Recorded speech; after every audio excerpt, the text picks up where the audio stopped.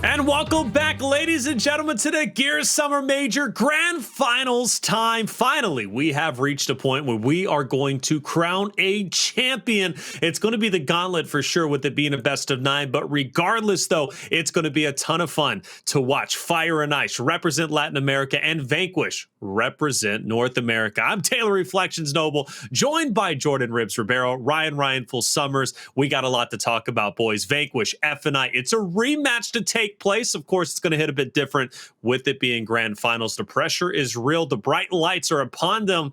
And you better believe the chat's going to be ready for everyone to pop off. This is a great time, Ribs. I can't wait to get this started, brother. Grand finals, it always hits different, doesn't it? Oh, yeah, man. And this is the grand finals of our final event of season 2. Whoever wins this has the bragging rights throughout all of the offseason, not to mention $60,000 to split 4 ways. I mean, VQ's looking pretty, but Fire and Ice has that momentum. They've shown that they had the clutch gene just now against their Latin American counterparts. Oh, man, the buildup has been great for this, and I just can't wait. And Ryan, a lot of preparation obviously went into this event. It also went into, I'm sure, the teams on the coach perspective, the players' perspective. It all culminates to either a first or a second place. You've been here many times as a coach. You've been here as a competitor yourself. What does grand finals really meant to you, I guess, when you were competing in coaching? Yeah, I mean, it's the top of the mountain, right? You finally reach that very, very high point. You put all that practice in, you put all that preparation in, all those hours of scrimming, film, whatever it may be. You get to the tournament, you play your matches, you fight through the group phase, and you fight through the bracket phase. All that fighting is to get you to this moment, right? Then it becomes about what do you and your team do in that moment, right? Do you seize the moment? Do you fold over like a chair, right? Do you get it done? Do you win the big prize or the second kind of big prize, right? It really comes down to what happens on those maps. In this case, of course, it will be a best of 9. So you got to give it everything you got, right? All that stamina is going to come into play. You got to make sure you're playing at your best. Every mistake you make, every victory you have, all matters. It can all come down to the difference between a first and a second place finish. Well, it's been a while since we've had a grand finals in a major. Obviously, MSP was kind of that. We also had the spring major that took place. But if you're not as familiar with the format, let's at least get you caught up so you know how grand finals is going to work, because it's going to be a fun time, action-packed. As we've been saying, it's going to be a best of 9. That winner's bracket team will begin with a 1-0 map advantage. So going in, if you see the score, it's going to say 1-0. Specifically speaking, it's going to be Vanquish with the 1-0 lead. The reason why, it's fair. Vanquish hasn't lost yet, right, when it comes to winners bracket, so they needed to be rewarded, and therefore they get that 1-0 map advantage. As far as the pick and ban process goes, they're still working through it, but at least for the format for the pick and ban process, the winners bracket team will choose to act as Team A or Team B during the map ban process, and will ban 1 control map and 1 execution map. For me, that's a big deal. And Ribs, you can elaborate a little bit more. The opportunity to not only pick Team A or Team B, but also be able to ban 1 control and 1 execution map is a pretty big deal. Because granted, you may not be as strong in execution and control. So this is a great opportunity for you to tailor the best of 9 to what suits you best. Oh, yeah, for sure. I mean, typically you get to basically pick map 1 or 2. Now you're getting to pick more maps, and you're also getting a ban on those first 2 maps, so you could immediately ban your worst map. So with all this being said, I mean, the advantages are through the roof, right? Like back in the day, Vanquish right now, they would have to lose 2 series. Instead of them having to lose 2 series, they instead get a very big advantage on 1 elongated series. But the way they've been playing, they could make this best of 9 only be 4 maps, you know? True, which I hope we don't see that. I really hope we don't see that. But we might, after all, United, they did it to Fire and Ice last time. And I know F&I, it might be feeling that pressure as a whole. But let's get through our first roster, because I want to just get a little bit deeper with them. And of course, that's going to be Vanquish, the team that's been running the table, Ryan. They continue to do so. And if they can cap off here and really top off, I guess, their historic run since since phase 1 of, Pro League, hey, they could very well have a flawless performance if they can just win tonight. They certainly can, man. You can't say enough good things about this team. It is probably the most well-rounded team we have in Gears Esports. And ever since they picked up Xysho, honestly, it's just been upward progression through the roof. They have been running the tables. They were your first place team in phase 1 of Pro League. They were the mid-split playoff champions. They were your first place team in phase 2 of Pro League. They've won like the last 5 emergence days. They are just winning everything in sight, and they're seeming to get better and better as time goes on. They have some of the best slayers in the game. They have some of the best leadership in the game. They have some of the best support play in the game. They have incredible coaching. I mean, they really are from top to bottom just a well-oiled machine. And one thing that I love about this team, by the way, that I think gets away from people sometimes is one thing about this team is they're hungry and they love the game. Such an important part when you're a competitor sometimes is to make sure that you spend your time perfecting your craft in your off time outside of scrims. These guys are constantly playing 2v2s together, 1v1s, whatever it may be. These guys truly, truly embed themselves into the game, and it shows in their gameplay, man. Whenever there's any kind of new little nerd angle that comes out or some kind of crazy shot, it's always these guys that are the ones that find it. Yeah, it speaks volumes about you even saying, they show that they love the game even in their gameplay. And I think for them, showing love is a big thing, but I don't say that, as like to bring drama or anything. No, when they're just having fun. When they play, you can tell they're having fun. They enjoy the game. They enjoy the competition. And if you're enjoying what you do and you love what you do, it's only going to make you that much better. And I think Vanquish really has a good foothold on what Gears 5 competitive is, clearly, as they've been running the table. But hey, Rib, it takes 2 to tango. We talked a lot about Vanquish. Now it's time to narrow our conversation to Fire and Ice, a team that has always been impressive, right? And especially with these 4, Dsylexic, Xploidz, Fearzly, and Toti, they are an incredible bunch that has so much potential. They just need to get over the hump and become champions. Yes, sir. This is the now best team in Latin America. They confirm it once again by taking out the Knights just now. Keep in mind, Taylor, they were in the finals in the last major, the spring major. Yes, that was a few months ago, 5-6 months ago. Yes, sure. That was 5v5 Escalation. There was a lot of differences, but the big difference is they don't want to have the same result of getting second place to another North American team. Back in that finals, they kind of just got ran over by United. It wasn't even fair. And nowadays, we're calling this Vanquish roster that new dynasty, that new United, that new Optic dynasty. So I just see history repeating itself. I hate to say it, but prove me wrong. I mean, I'm looking at Dsylexic, I'm looking at Toti. These are all players that also love the game, all players that have perfected their craft. They all have fun playing this game, and it shows in how strong they are when they play as a unit. Can they take out Vanquish? That is the biggest question, and this whole weekend has led up to this. I think the biggest question for every single time we've seen Vanquish match up against a team, can this team insert here, beat that of Vanquish? And now more so than ever, can Fire and Ice, complete the comeback? They've already lost. They're going into grand finals again where they lost, just a couple of, last major. So there's a lot that, a lot of pressure that could be building up on FNI's side, which if it gets to them, they might have a lackluster performance. I'm hoping that's not going to be the case. But speaking of players, though, we've talked about how passionate Vanquish is, how passionate Fire and Ice is. But Ryan, there's no one more passionate than these 2 players, Xysho and Toti. And it's reflected in their stats, brother. Incredible across the board. And you can really pick and choose which player you want to highlight. Yeah, I mean, both of these players have been playing absolutely incredible. And I think if you look at the left side of the screen real quick, we'll focus on Xysho for a second because he finds himself 3rd in KDA, 1st in damage per respawn, and 4th in damage per execution. Keep in mind, he is the in-game leader of this team, right? They picked him because not only is he obviously great at the game, he also brings incredible in-game leadership. So to be able to put this amount of work in on the map, to be the highest damaging player on the map, while also keeping track of the in-game leadership, calling the shots, calling the rotations, calling the strats, is just truly, truly impressive. I mean, Ribs, elaborate more on Xysho, because again, this guy seems like he can do it all. Ryan just highlighted just a list of things that he does right. But Xysho really is that player that truly revolutionized, really brought Vanquish up to a level where it seems as if they can't be stopped. Oh yeah, Xysho has it all. I mean, quite literally, he has it all. I mean, he's missing just about one thing, and that's a major championship, right? His teammates won all the way back in the fall major, and that was a long time ago. But he wasn't there. He wasn't around back then. He was on a mediocre team. I don't remember the rosters back then, but he was grinding it out. He was making himself available. He was waiting for his time to shine. He was waiting for Explosive maybe to retire so he could be the next big IGL. But here it is, Xysho. This is your moment. I mean, once you get this championship, you are going to be considered undisputed the best IGL in the game, and that's quite a title to have. You know, that brings up a great point and a good question that I want to ask Ryan specifically, because you had to coach, you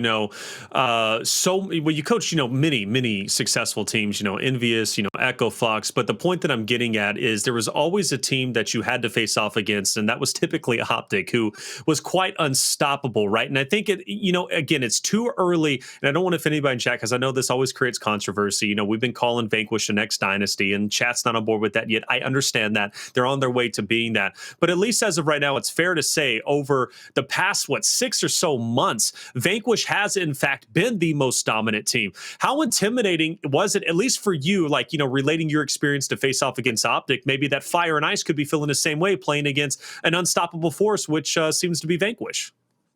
Yeah, I mean, the second you feel any sort of intimidation, you've already lost, right? So you got to go into the grand finals not feeling intimidated, because then you're going to get, sure. In this case, would be 5-0. So you got to go in there with confidence, right? You have to go in there truly believing that you can win, right? The times that our old teams played the best against Optic was when we had the level of confidence that we were better than them, right? And again, they got the better of us quite a bit, right? But I could definitely tell you that the times that we had better series with them were definitely times where we set the pace, we set the tempo, we came out there with confidence, and we truly believed in our gameplay. Now, it doesn't always work out, right? Sometimes the better team does win, but that's right. I am this Fire and Ice team. Brush off that last victory, right? Think about the times you have beat them, because there have been series where Fire and Ice has beaten Vanquish, right? Think about what's worked then. Have that confidence. Take that momentum. You got to kick it off early, right? That's the biggest thing. If you let Vanquish get rolling, it's going to be a tough day. So get out there early. Try to get those first few. Hopefully you win that initial on that control. Hopefully you win that first rotation. Start to build some momentum, because the second you let Vanquish start rolling, it's just a downhill snowball. I will say this, though. There is no other team that I would want to put against Vanquish in terms of starting off aggressively. I think Fire and Ice could 100% be that team to just hit Vanquish in the mouth. They've got that confidence, and they're ready to be champions. They really are, especially for Latin America. Let's talk about our maps, though, because there's going to be a lot of them to get through. And Ribs, we're going to start with you. Starting off, it seems Spire Control, already a worry point for me. We saw that earlier during the winners finals, right? Spire, map number 4, 300 to 120. Vanquish got the best of F&I there. Yeah, I mean, I'm just going to run right through it. Basically, Vanquish needs to win 4 maps, and Fire and Ice need to win 5. Vanquish gets to pick 2, and then Fire and Ice get 3 in a row that they picked. But I've been saying this all weekend. You pick a map, It doesn't matter. Vanquish has played those maps. They've won on those maps. They probably picked those maps themselves. I mean, it starts with the control. Canals is definitely somewhere where Fire and Ice could strike if they don't win that first control. Vasgar Escalation, I actually do want to give that to Fire and Ice, almost as if it's a given, but I almost want to give it to them. All this being said, I mean, you're going to have to win on control. That is the most important game type when it comes to winning, especially beating Vanquish, but winning a major. And when it comes down to it, if we get as far as Clocktower Execution, which is a possibility that we don't, that'll be another big map for Fire and Ice to solidify. We've seen so many close clock towers be the reason why a team wins a series. And then, yeah, we have Harbor, we have Regency, we have Checkout, but that almost seems like it's in a near impossible future. I know Fire and Ice is looking at those maps and saying, we're going to win those maps, we're going to get there. But if I'm Vanquish, I'm trying to close it out on that Reactor. I'm trying to close it out as a sweep. Ryan, are there any positives we can take away from Fire and Ice here? Because from what I'm hearing, it seems like, Ribs is very well set that this is going to be a pretty dominating series from Vanquish. And honestly, he's not wrong for thinking that way. But looking at these maps, is there any positives to take away for Fire and Ice? Yeah, I think they can absolutely get off with a start on Spire, right? Spire is a map that I would say probably compared to the other control maps, probably teams haven't practiced quite as much as something like a Regency or something like a District, right? So I do think Spire, they can 100% come out the gate. We've seen them win Spire this weekend already. So I don't think if you're Fire and Ice, look into this going, oh man, all these maps are tough for us, right? The map pool isn't that big right now. There's 4 maps per mode and there's 3 in Escalation, right? So you should be well practiced on all of them. So I think right now at this point, Fire and Ice can be very, very strong on Spire, but I do think that Spire is going to be important. I think if Fire and Ice is going to win this, it is very important that they kick off the series with a win on Spire, because I think, again, I'll talk about that Vanquish snowball. You let them start to build that lead again with the winner's advantage. They come out with a 1-0 lead. You give them now that 2-0 lead. They're going to be right on their way to that 3-0 lead. And then again, the snowball starts to roll down the mountain. So you got to really make them go, okay, hold on. These guys came to play. You got to really stop them in their tracks right away. And I think this map 1 is going to be just very, very important, which is crazy to think about in an 8-game series, best of 9, whatever you want to call it. Talk about how important map 1 is a crazy thought, but I do believe it. I will say to the credit of Vanquish, though, that's the benefit of going, from winners and making it into grand finals and being able to ban that control and execution.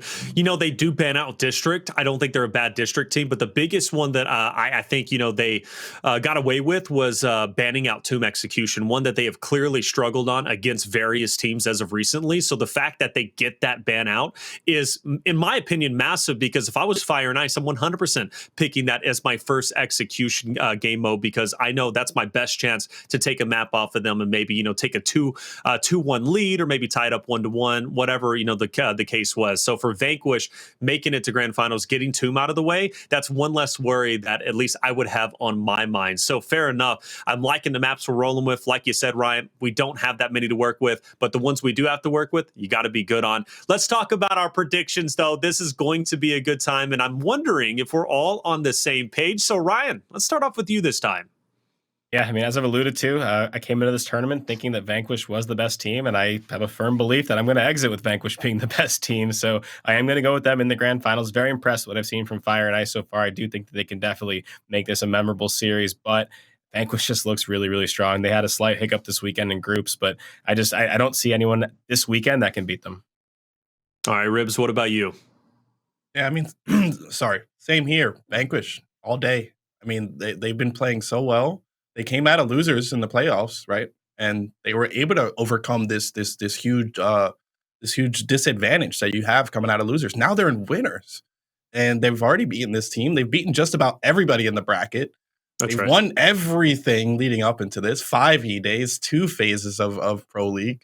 Why would they stop winning now? It just doesn't make sense. I mean, anything's possible, but I'm going with Vanquish, and I'm going with Vanquish in probably a 5-1, 5-2 fashion. I don't think we're going to get as close as we did and see that final map like we did in the mid-split playoffs.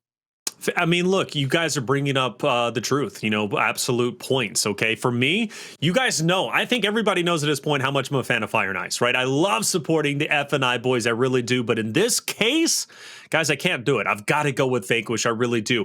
If Fire and Ice wins, I'm going to be ecstatic. But Vanquish is a team that is quite honestly unstoppable. The fact that they've already beat F&I 3-1 earlier, they beat Pittsburgh Knights 3-1 earlier, yet we do see a 3-0 victory from F&I over PK, but still all 3 of those maps were incredibly close. It shows me that Vanquish is just that much better. So therefore, Vanquish across the board. I know chat went with Vanquish, but you know what?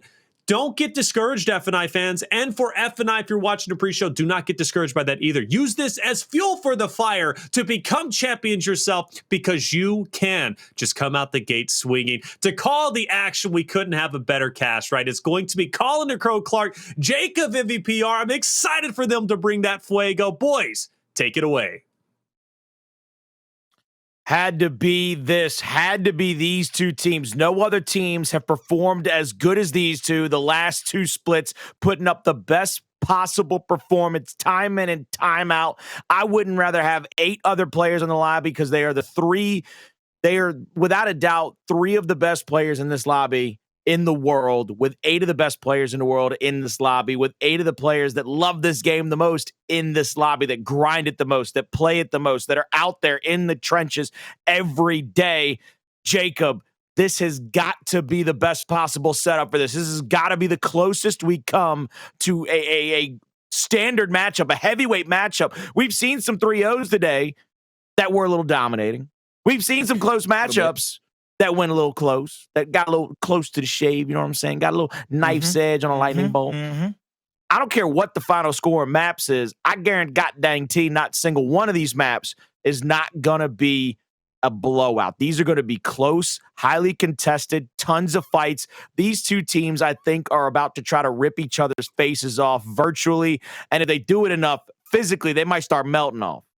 Yeah, and the analyst kind of said it right. In order for Fire and Ice to kind of have a chance here in this series, they have to start off hot. This is an uphill battle overall, and if they go down 2-0, Colin, as we take a look at the maps yet again here for a short moment, it's basically playing the entirety of this cycle that we have in Gears Esports. The only thing that they're really playing for when it comes to the picks and bans or whatever it may be is the order in which the maps are played. And like I said, if they go down 2-0 in this series, possibly 3-0, depending on Canal fights, that uphill battle is going to turn into an uphill battle with skates on.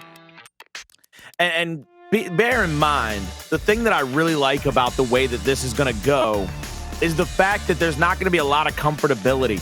You go back to back to back to back to back to back. I mean, this is a trudge. This is a marathon. If you start having a bad map, you got to figure out how to erase that very quick, fast, and in a hurry going into the next one. Because if you start letting these things take over, if you start carrying this from one map to the next, you're going to find yourself absolutely smashed by the end of this. You're going to be exhausted after 2 maps. So we're going into control first, the standardized game mode to be first in our series. Instead of a best of 3 is a best of 9 with a 1-map lead going over to Vanquish. Going into control, both of these teams have played them very well all day today. There's not been a lot of really lackluster performances on any control map whatsoever. Maybe one here or there. Do you see that changing whatsoever? Yeah, it's going to be one of those opportunities to where on this first map on Spire, they're going to need a complete 180 turnaround from what we've seen early on in that winners finals matchup between these two teams. They're going to have to get control of the power weapons. They're going to have to be very cognizant of the situation when they need to go for the hills versus the weapons, and maybe a combination of both. They need to be aware as well of sacrificing 5 to 10 seconds when you're down a man to make sure you have a full team to make a push instead of relying on big hero plays. But we don't have to wait anymore. The show is on. Players are ready. All out of spawn. Flashes going out. First down is in the books for our grand finals. Toti, he gets quickly revived though. Dsylexic gets down again. The cross is on. The shots are in. Dsylexic goes down. Toti doing what he can to even it up, but he gets the team kill onto Xploidz and then dies after Vanquish start off hot. Vanquish start off with a couple of kills there, top middle of the stairwell. Fearzly, he's going to rotate over to this side of the map because he wants to start forcing his team to spawn over here. He wants to force Vanquish into the teeth of their defense if they can't get into this first hill. Xysho, he drops a smoke at his feet just to try to cloud his numbers. Xploidz, he's going to pick up that drop shot. And this is going to be an interesting turnaround because now with the drop shot, they should be able to break into this first nade out. Not going to find anybody. Acells will find the first kill, though, of this exchange. Now Fearzly answers back. They're going to continue to trade blows. Xploidz finds a second. Still one rocket in his pocket. They're going to start getting time back. Less than 20 seconds to go on the first hill. They're going to have to start rotating over to P2, where you'll see a couple of players from Vanquish already set up in that area. Hndles first line of defense for his team. Whether he gains information, whether he gets a kill, it's very important for him to be very careful and cautious with how he goes about playing this first little spot right here. Tagged up a little bit. Gonna roll back. Here comes his teammates. PR. Are they gonna switch him in the back corner? Is he gonna get 1 kill? He gets 1. Get precision. Hold off and get a second. No. They get 2 and get 3. Count them out. You can already see them begin to kind of funnel forward in certain areas. You got precision, take one more position toward the outside. That spawn is in. As soon as they saw one player come out of that side of the map, they knew exactly where the whole entire team spawned. But precision, maybe getting a little overzealous in that situation. He gets taken down. And with that 1-man advantage, you're going to see Fire Knives begin to pounce. They have an advantage here. Acells goes down. 4v2 is going to ensue. Xysho's in a battle. Precision doing what he can, but he's all by himself. Another 1v2. And he go back to back. Hndles spawned up just in the nick of time. They get that back spawn though on the side of BQ. So even though they did lose that initial battle, they're gonna have chance after chance after chance to go ahead and take out Fire Knives yet again, and they get the flank side as well. Xploidz goes down and the hill is theirs. Man, they just trounced him right there, came back into the fight, got a bunch of shots on, and they got the ability to easily get some of those kills. Now we're going to be able to see what they can do with this next rotation, as it looks like Fire Knives is trying to beat him to the punch already to the backside. Over to that hill. Precision and Xysho, middle stairwell, will get called out by Xploidz. Acells trying to rotate through the drop shot part of the map is also going to get called out. Xysho still holding onto this stairwell. There'd be a player right in front of him. He pulled out his nade. Did not let it fly, though. There's the quick pick onto the drop. Dsylexic tries to rotate up, get some shots out with his lance. Precision has the drop shot. Toti gets killed, though. Top middle sanctuary. Traded out by Fearzly. Fearzly goes for the roadie run. Doesn't get it to go. Precision and Acells. 2v1. They kill off Xploidz, or they drop Xploidz. They don't finish him off just yet. They're going to let him crawl around and think about what he's done. and I don't believe he's used a single rocket, so they're going to have 2 rockets to proclaim as much of this hill as they can. I'm beginning to worry right now about Fire and Ice. More than doubled up in the scoreline, almost 100-point lead. Hndles going down, quickly revive. No, he does get taken out, so they're going to begin to swarm. They're going to surround him. We talked about Precision still has that drop shot. 2 players in front of him have to funnel through that narrow corridor, the passageway. He's going to go ahead and try to get the active. He misses that first one, but he gets the second one onto Dyslexic. He gets the elimination. Fearzly, last man alive, gets the elimination onto Precision. But I don't know if he's going to be able to make anything of that elimination. Vanquish is still holding on to the hill. They're still racking up the scoreline. And with those players who are respawning Hndles and Precision, they're going to go ahead and begin to spread out and get control of what is the next hill. Yeah, Precision's going to go ahead and flank out Fearzly, try to help his teammate get this kill. Xysho backs up. They're going to double Lancer him for a hot moment, trying to get him down. Fearzly will get 1 kill, though. Fearzly escapes with his life as well for just a moment. 10 seconds left on the hill. Not going to be able to get anything to go just yet. Now they're going to try to rotate back up into the Sanctuary, take a fight over those grenades, and try to make sure that Fire and Ice doesn't get them for free. Acells gets snuck up on by Xploidz. Good little kill there. Moving to the middle of the map is Precision. Lancer fire in, gets the downs. They will clean up the kills. They will use this middle stairwell, I believe, to push into that next hill. Precision is going to get picked up heavy by Dyslexic, as well as Toti. And Precision spawns out on the opposite side where they might respawn if they're not careful. Xysho needs to move in for the revive quickly. Xysho now possibly moving in for the 2v2. We go live with Acells, though. Acells bouncing around. He's going to get 2v1, squished out on this side of the map. They're going to have to get these kills quickly, get the drop shot, and try to get set up before those other players from Fire and Ice get into the area. Fire and Ice, very quick moving team, very fast to the punch. They're going to get 1 player into the library. The other 2 are going to go up top, and they're going to rotate somebody through the middle street. Here comes Fearzly. He'll be on that windowsill. Big pot shot onto him. Little red, not much, not down or dead. Goes for the flash, gets no stun. Gonna bounce around. Acells pulls up, gets the down onto Xploidz, but Fearzly, he answers back. These boys are punching each other as hard as they can go. I can't wait to see a jaw come loose. They better not have no glass jaws. There's a hell of a lot of fighting going on early in this grand finals. Multiple eliminations. It doesn't even look like Fire and Ice is standing a chance in the fights. And I think that's going to be step number 1. They start winning their individual fights and letting that bleed over into their team fights. Xploidz getting angled out. A little bit of help from Xysho, possibly showing him how it's done before he gets that elimination to come through. Xploidz becoming a target yet again, trying to anchor down the respawn point on that side of the map, and that's going to be key when you go try to break this top hill. One of the best ways to do it is through that spawn point. The Xploidz goes down. Dyslexic is being pushed back. Precision is there. Reinforcements are on the way, and he's going to have to leave his teammate out to dry. Acells knows where he's at, spots him out, and they're going to target Dyslexic next. 2 players of Fire and Ice fall. They're not even standing a chance right now. Everything that they're doing is just falling apart, and they go ahead and target out Toti as well. Xploidz left on the outside, and they're going to get yet another full heal. And I can list on one hand right now the things that Fire and Ice are doing right, and that's barely anything. 12 assists there for Xysho. Just pointing that out. Thank you to our observer, Mr. Ribs. He's letting us know them 12 assists are big time. He's rotating around. He's helping his team. Not good. Putting his teammates in a lot of good positions. Precision there. Big down, big finish as well on that player. Gets the 2nd kill. Looks like Xploidz has been marked out as well. They know that there's at least 2 in the Sanctuary, and I believe Precision is going to have the intel that there's 2 down low as well. Acells moves in for the back A. He gets tagged up. Here comes the revive out from Xysho. Gets the first wrap, gets the revive as well.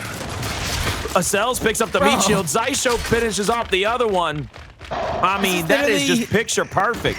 What do I tell you sometimes when we're having bad control games and rank together? I'm letting you know I'm just lancering too much, man. I need just to get in your face and shock in these fights, and that's exactly what's going wrong. Fire and Ice right now, they're just lancering a little too much versus what you see Vanquish. They're just going ahead and brute forcing their way through. Shotties out, guns blazing. They don't care if they have to go ahead and die and make a second push to go through because they have all the chances in the world, especially since they're almost up 200 points here. This next hill could be the very last and a 2-0 start for Vanquish here as long as Fire and Ice does not come up to stop this play. One's going to get shot down. That's going to allow Fearzly to hold on to that drop shot just a little bit longer. But not only is it being contested, they're still stealing points here and there here. Drop shot going out, connecting with Precision. They're doing everything that they can. They got to get Hndles out of here. They chunk them over the top. That's back-to-back from Fearzly, and they finally gain some footing on a hill, but it makes me wonder, is it too little too late?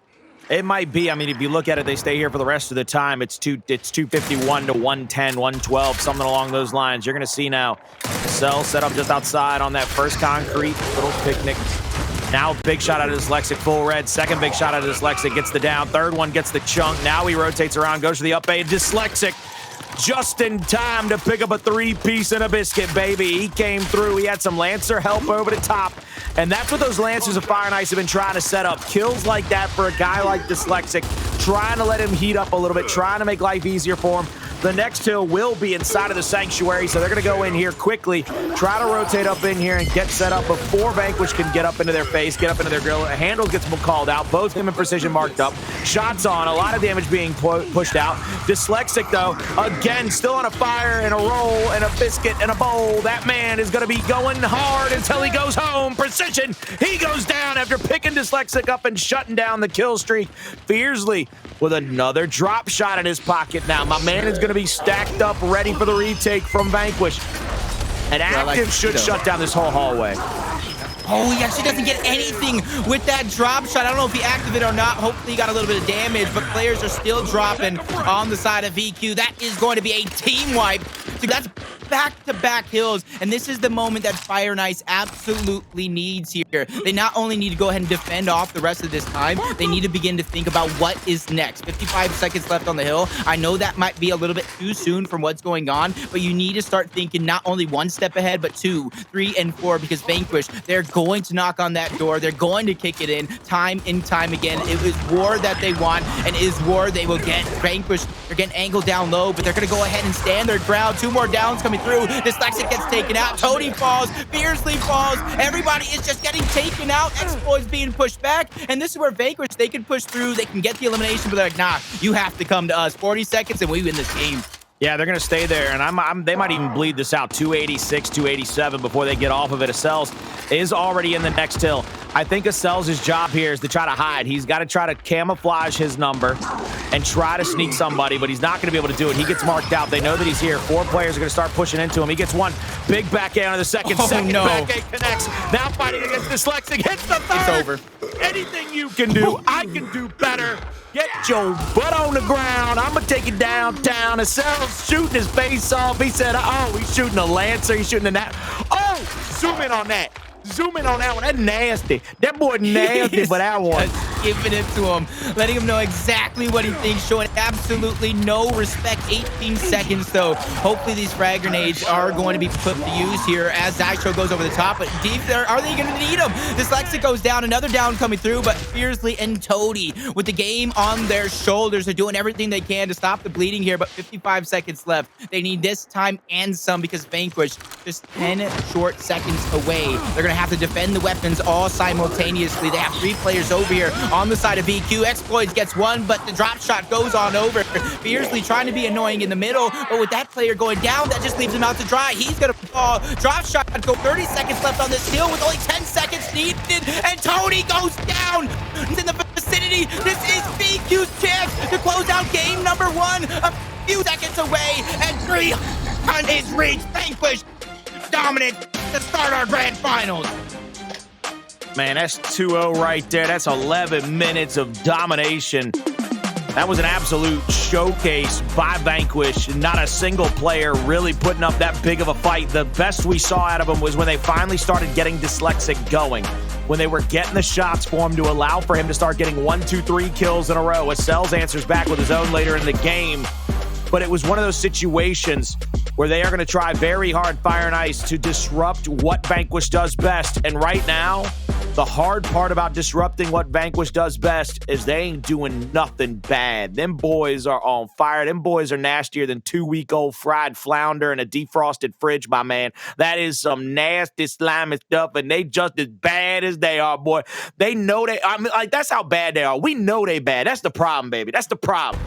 This is just looking dangerous right now. It's just They just keep on just being offensive, shotguns blazing, and you got to take note of when they're abandoning these hills, like I keep saying. They're leaving maybe 15, 20 seconds left, so that way they can get positioning around. They can take a fight knowing that, hey, if we lose this, we have more than enough time before the hill even moves on over, and they start collecting those points. And usually, Colin, in these moments on Control, I like to write down the score lines for each and every one of these hills so I know when a team goes on a run. That entire map was VQ going on a run. I mean, just look at some of the plays, though. The teamwork, the team fire, playing for each other. This is a beautiful play, by the way, by Dsylexic. And all props to him for making this play happen. Just absolutely godlike to be able to play through those 3 players, having a lance of fire over the top and hitting the shots he has to hit. There's 1. Hold up. There's 2. One more time again. Oh, tell you what, man. Look. If Acells is on the map approaching me, I'm running away because that boy is stronger than a silverback on steroids who just had 2 protein shakes. That man is so goddamn disgusting. I'm in awe of what these guys pull off. That's how good these 8 players are. You end up against them on a firing range, you better find yourself some cover, a bunker, a different state, a different area. Boy, you better find yourself in a different continent for all you know, because they ain't taking no prisoners right now. These players of Vanquish, that's when you can begin to try to start to fluster them. That's when you begin to start to get in your head, and then you can flip the switch and get aggressive. Well, coming into Canals, as my main man PR just said, we're going to see a lot of flashes coming into that mid-bridge. And one of the things that we've always, one of the things that we've seen a lot is whoever gets their hand away from their face first usually wins the fight. And my man stopped yawning and took a shot, but look at the way that Fearzly comes up from behind. This is what I talked about with him, Mr. Consistency. That was a 3-for-1 trade, really. They came in from behind. He hit every single shot coming up into that fight. Beautiful job by Fire and Ice to get that first round. They got to keep that momentum going, though, in every round after this. Yep. Gonna see a lot of the damage numbers going out. Take note of the hill, going to be down low towards the bold talk if it does slow down, but it doesn't really happen early on in the matchups in any of the execution maps. If things do slow down, it's a little bit later once all the strategies are said and done.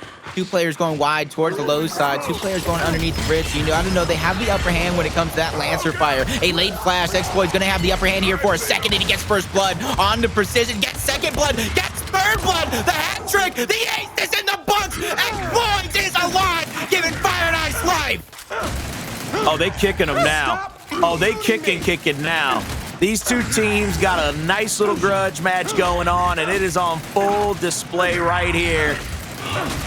Do I look to you? Oh my God. That was a lot of kicks, man. You know what? After that round, Toti, you got to rub his leg out, man. He might have a Charlie horse coming in the next round. I'm gonna go ahead and say it. That late flash. As soon as I saw him throw and connect with that late flash, I knew it was over for precision. But back-to-back kills, taking out Acells and Xysho. Hndles was kind of already distracted, so that one's going to be easy. But man, that was a quick turnaround and a momentum shifter at that. But here we go, Xploidz now coming up into the middle of this hill. Flash out. Xploidz once again trying to get his hand away from his face first. Good shot by Precision. Precision trying to answer back here for his teammates. Gets double shot on. That's 2 down for Vanquish. Only a 2v3 to deal with at this point. Shot over the top. Xysho might go down. Hndles is dead on the back. Xysho's going to pick up that torque. He's going to pull shotgun for a second, reload the torque, start rotating it out. Doesn't get that first shot to connect on Toti. He has to reload the Nasher. He'll go down. Another little bit of love given to him. Playing with anger. They're playing with anger. Fire and Ice is just one angry team right now.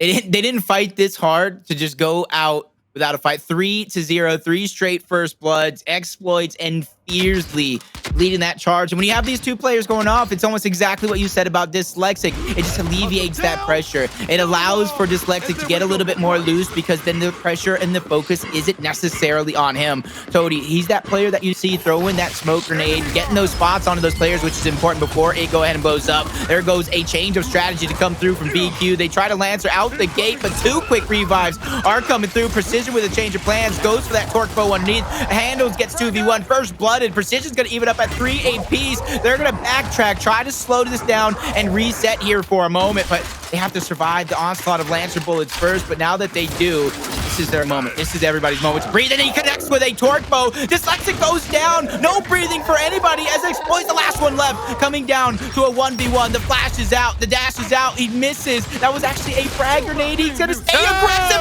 and he takes out Precision. Xploidz is hungry, and he wants more. Whew. Colin, you there, or did they get you too? Might have got caught in the crossfire. Hold up. Wait a minute. Xploidz put some spike. Look at that back A, boy, over the top of the cover. That's like one of them old school Gears 1, Gears UE back A's up over that cover. You know how you used to take that cover and just swang that thing over the top? Yep. Thing was good. Now we got the flashes out. Xploidz is going to get tagged up a lot. Nobody challenges him. They send Precision in through the backside. Precision trying to get shots onto Xploidz. They have to shut him down. He has been the thorn in their side, a menace to be dealt with every single round. Big shots out. There's a round. Finally, Vanquish gets on the board. My God, it has been 5 rounds. I forgot that it was 4-0 already. I'm sitting here taking, I said 3-1 ain't bad. 3-1 ain't bad. I said, hold on, wait a minute. They won a 4th round already. They way up there. 2 more rounds to go to try to get their first map on the board for Fire and Ice. You asked for somebody to shut down Xploidz. Precision answered the call. Almost got the ace. I'll say Acells, man, you got to let him get that. Let him celebrate in the glory, but business as usual. They want to get to the next one. They are doing some different strats on the side of VQ, changing things up, going for another Lancer play. Xploidz becomes the target. 2 quick downs. He still tries to take middle bridge. He gets first blooded. Acells is only down, but he's not out. They're trying to target these players. They're funneling them down low. A player's still up top, and Dyslexic, he gets taken out. Toti gets taken out as well. Fearzly falls, and everybody drops. Vanquish answer with 2 quick rounds back to back. And I don't think it's a momentum shift just yet, but Vanquish have woken up in this map. Well, they got a little bit of momentum on their side right now. You can see they've started to get some kills back into this. 2 rounds on the board as well. Fire and Ice, I think they look to shut them down right here. They're probably going to overload the front side of that bridge. Remember what we're fighting for, soldier. I think that's what they have to do anyway, to try to keep that pressure going, keep that momentum in Xploidz's hands. Toti, is he going to throw his smoke early? Yes, he does. He gets his smoke out to get puffed up. Precision is going to get called out underneath the bridge. He gets cleaned up. 4 versus 3 now on the map. They go for a 2-2 split underneath. Hndles trying to call people out, trying to get anything to go, but he's going to get chased. Xysho will pick up the nades. And he and Acells have got a tough boat to ride in, my man. It's going to be like they were out in that hurricane right now, and it is indeed like they're out in that hurricane. 3 down and a 4th down. Here comes another kick in the gut for Acells. Oh, my God, there's another one. Oh, my Jesus, there it goes. I'm gonna put the kids to bed early tonight. They can't be seeing this violence. This is a lot of, look at Toti. This way, folks. This way, 5-2. This way to another round victory. And 1 more round to go before they take this map. And this is a must-need map. You can't fall 3-0. Heck, you almost can't even fall 2-0 to Vanquish the way they've been playing all season long. Kind of just being the team to beat, setting the tone, setting the pace, and just always being aggressive first. Let me just go ahead and say this right now, my man. That they are well on their way. This is one of the things that they got to be concerned with if you're Vanquish. You got to be able to win more than control. Vanquish just did that to Rise, where Rise was winning just controls against them in the MSP. And now it's the same situation, but reverse. Vanquish has to find a win on an execution or a Vasgar or an escalation to try to get this W under their belt. 2v3, now 1v3. This is looking like the round. Hndles, he's going to Lancer out. Roll back. He is full red. He's also marked out. They're trying to stay away from him. I like this spot of Hndles. He knows they're going for the down. They want to beat him down. He was trying to play it to where he wouldn't get down. He'd only get chunked. But it will not be there. It is going to be a complete beat down and a lot of love given out. Toti, he's just going to stand by and watch as it happens, my man. He's going to let this crime be committed on the ground. I needed to see this, though. And not just the victory in itself, but the way they got it. They wolf-packed like it was nobody's business. They stuck together, and they just dominated, especially the last couple rounds with a couple of 4 down lows to make sure they secured those eliminations. And that's what the big thing is. Xploidz showing, I will not die. They will not die either. And as we get the second map up there is going to be a chance for Fire and Ice. They answer back. It is 2-1 in maps. We'll find out how it goes in map number 3 right after this.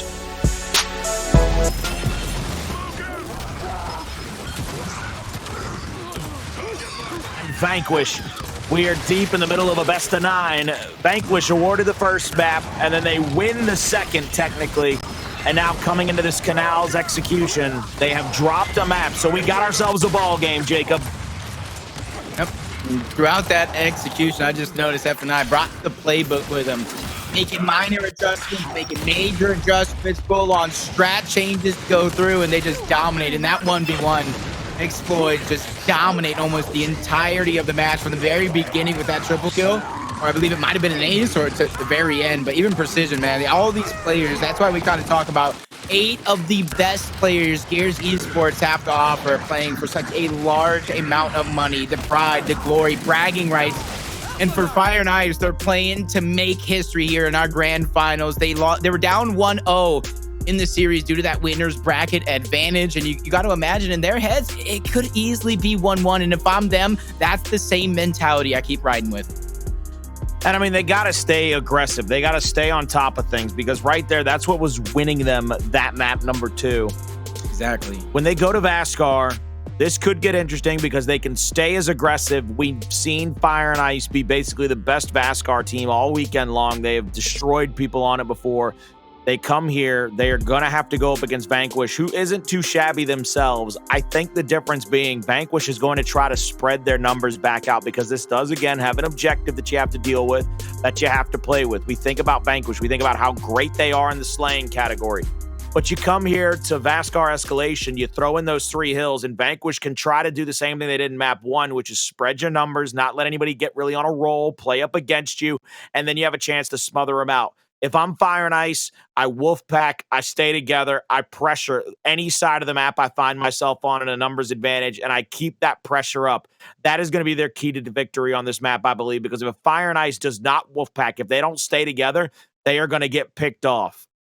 I've never agreed with a statement more in my life. And I said it after map number 1, and I'm glad I saw it in map number 2, to where they were just wolf packing. They were just staying close together towards the very end, even sending 4 players down low to try to dominate VQ and gain that advantage and bring it late into those rounds. Vasgar, we know Dsylexic likes to play those 1v1s. That's going to be a big matchup on that side of the map going against Acells. And that's something that we need to take note of. And then the other remaining members, 3v3 on the other side of the map. That's only if they do the standard strategy. We can see some trick ones going through just exactly like that. Fire and Ice sending 2 players towards the VQ home hill to start off this escalation on Vasgar. 2-2 right now. 2-2 split. Acells trying to get shots on both players. Hndles will get pushed back behind that barrel. Now Acells tries to move up and hit a big body shot there. Won't be able to get it. Hndles not in the right area to get the help for his teammate. Going for the break on that meat shield right now with the snub. Pushing up. Another player from Vanquish has rotated over, Xysho, to try to help shut down this 2-man push. They get both kills. Meanwhile, Fire and Ice has won the B hill. Looks like Vanquish is going to try to push over to the C with at least 1 player. He'll be there momentarily, but here comes Fire and Ice. They'll have a 3v1 over here if they can push up again and get back into the face of players of Vanquish. Here you see 2. There's a mark on Acells 3. And Vanquish has to make the move here. If I'm Fire and Ice, I sit pretty right now, buddy. You got a chance to just hang out. That was almost like a can't-lose situation on that side of the map with Dsylexic going there and getting eliminated. He didn't have a utility on that side of the map. So it was like, okay, I'm either going to kill this player and get the hill, or I'm going to die. Spawn back to where I'm on the other side of the map, get that extra bit of the utility under my belt, and be able to defend that 3v3 on the other side of the map. Because if you look at the score, it might only be 7 seconds, but it's enough to force Vanquish to go ahead and make that move. The move they shall make. Tries to get in the hill. Xysho takes a bit amount of damage, goes down over the top of the cover, quickly revive back into action by Acells. Still a 3v3 stalemate on this side of the map. And as long as Fire and Ice knows to play and lean into that little bit of a lead that they have, it's going to be VQ to have to figure out something. Precision versus Xploidz is pretty much the last-ditch effort, if you ask me. Acells goes down. They get the quick revive up on into him very quickly. I like this angle because Xploidz can pull up onto that ledge and shoot across that map right there if they push into the hill. He has the perfect angle. can't give it away too early. Can't give away your plan, your play too early here. So as long as this one keeps going down to the wire, we keep saying it over and over, as there's going to be very few choices Vanquish can make here. And it's actually looking like Xploidz getting a little bit aggressive, gets Precision to waste that bit of utility. He throws his own. The battle's going to ensue. Precision getting aggressive, but he gets taken out. The other players have to go. Otherwise, they risk just losing the game slower and slower here, even a little bit quicker here. First one's going to go through. Xysho takes out Dyslexic, which is big. Fearzly goes down. They go ahead and swarm. A team wipe on that side of the map. Xploidz, he doesn't even stop to get that capture to go through, so they're just banking on one of those hills being enough. You see the rotation coming through from Xysho. This is where I begin to worry. Fire and Ice did so well, but they just threw it all away. Now moving back up into the hill, 3 players from Fire and Ice trying to get this decap. A lot of Lancer fire out, Hndles and Acells. They're going to pull back. Gruesome twosome if I've ever seen one. They're going to have some help from the left side. Here comes Precision with a Lancer out. Acells trying to bounce in, trying to make a miracle happen. Hndles is down now. Precision has to pull all the way back into the hill. Try to play back here. Misrolls, though, right into the hands of Toti, and now Toti might pull off over here toward B. Xploidz actually is getting hopped into the hill. He'll have a decap here, which could buy Fire and Ice the time they need. Precision is going to get tagged up heavy. He's going to have to roll back. He has to worry about Xploidz pushing back up onto him. There's the down. Home hill is going to be a 2v2 situation. Dyslexic trying to bounce in, goes down, and another kill comes through. They're going to have the 2-to-1 hill advantage yet again. Lancer picture perfect from Toti, finally pulled off of his spot by a third player from Vanquish, and now Vanquish with a 2-to-1 hill advantage, less than 10 seconds to go. They will win round number 1. Literally just a short moment, a fraction of a second that I don't know who it was exactly between Toti and Fearzly, but it did look like one of those two players did hesitate trying to make that rotation over, and that's all it takes, Colin. That's all it takes is one fraction of a second to make a mistake, be a little bit late to the fight, where you can't save your teammate's life. And we know how Vanquish get. They love to get in your face. They take their advantage as quick as they possibly can. And this is where Fire and Ice, man, they just had to play defensive. They know that push was coming through, especially since that decap came through on the other side of the map. They just did not hold on to their defenses. They let a player go down, and then from there it was over. Hopefully they can change it up. Sniper going down almost immediately here in this one from Fire and Ice. They want to fight the team fight to go through. They don't want to bank down a 1v1 to go ahead and win this match. Yeah, they're going to be able to play this off over here. Dyslexic full red goes down over the top. Acells will win that fight. Now it's going to be up to Fire and Ice to make a push into B, because I think Acells is going to get this decap at least before Dyslexic can get back up. He has 2 seconds to go. Acells possibly looking for the flank angle. He knows the Dyslexic is back alive now. I know he's checking his LB. He's going to try to get this cap off. There's the flash into his face. Big body shot by Dyslexic, but Acells hits him again, puts him down, puts him to bed. Acells is going to be up in the face of a couple of players here momentarily. So you see Fire and Ice spring into action. They spring to life. Fearzly down. Toti going down. Xploidz going down. They're getting the revives, though. They're there putting each other. They're laying on hands like they were a paladin, baby. They are trying to get the heals off. Triple cap threatened momentarily. Xysho pulls up, pulls Nasher, but look at the way that Fire and Ice almost came back, but Xysho shuts them down like they were 7-Eleven that ran out of money. That sounds like, good job. Here you go. You rewarded for your efforts there, saving my life. Hasn't died yet in this one, so we're going to go ahead and make sure to keep note of that one, how well that he has been playing overall in this series. The event overall, to be exact, but he's going to go ahead and lock down that side of the map all by himself. Fire and Ice going ahead and trying to use their numbers advantage, forcing Vanquish to roll in towards the middle of the map. Xysho almost connecting with that one, trying to go ahead and anchor his team towards this neutral. But it's not too bad just yet, because Hndles is going to go ahead and spawn back up. 4 players going to rotate to the bottom half of the map, and this is going to make Fire and Ice rotate their own setup here, and that's where Vanquish is hoping somebody makes a mistake. It's still a Vanquish round right now. 1 minute and 10 seconds to go for them to be able to get the win. Vanquish, meanwhile, has to play defense just 1 time, 2 times, really, to be able to... I mean, if they play defense once, they can go straight onto offense, because I think what you're going to see is if they get some kills one place, they're going to break the hill, and they're going to force the players from Fire and Ice to make a miracle happen. Hndles gets that, Acells gets that kill. Bait and switch. Double back shot right there, gets another kill. Xysho's going to be in a 2v1 at the B hill. Long shot still out. Miss covers. There's no way he meant to go back that way, but he comes off the drop, gets another one. As Xysho, he finally dies. Oh, will he? Will Precision save him?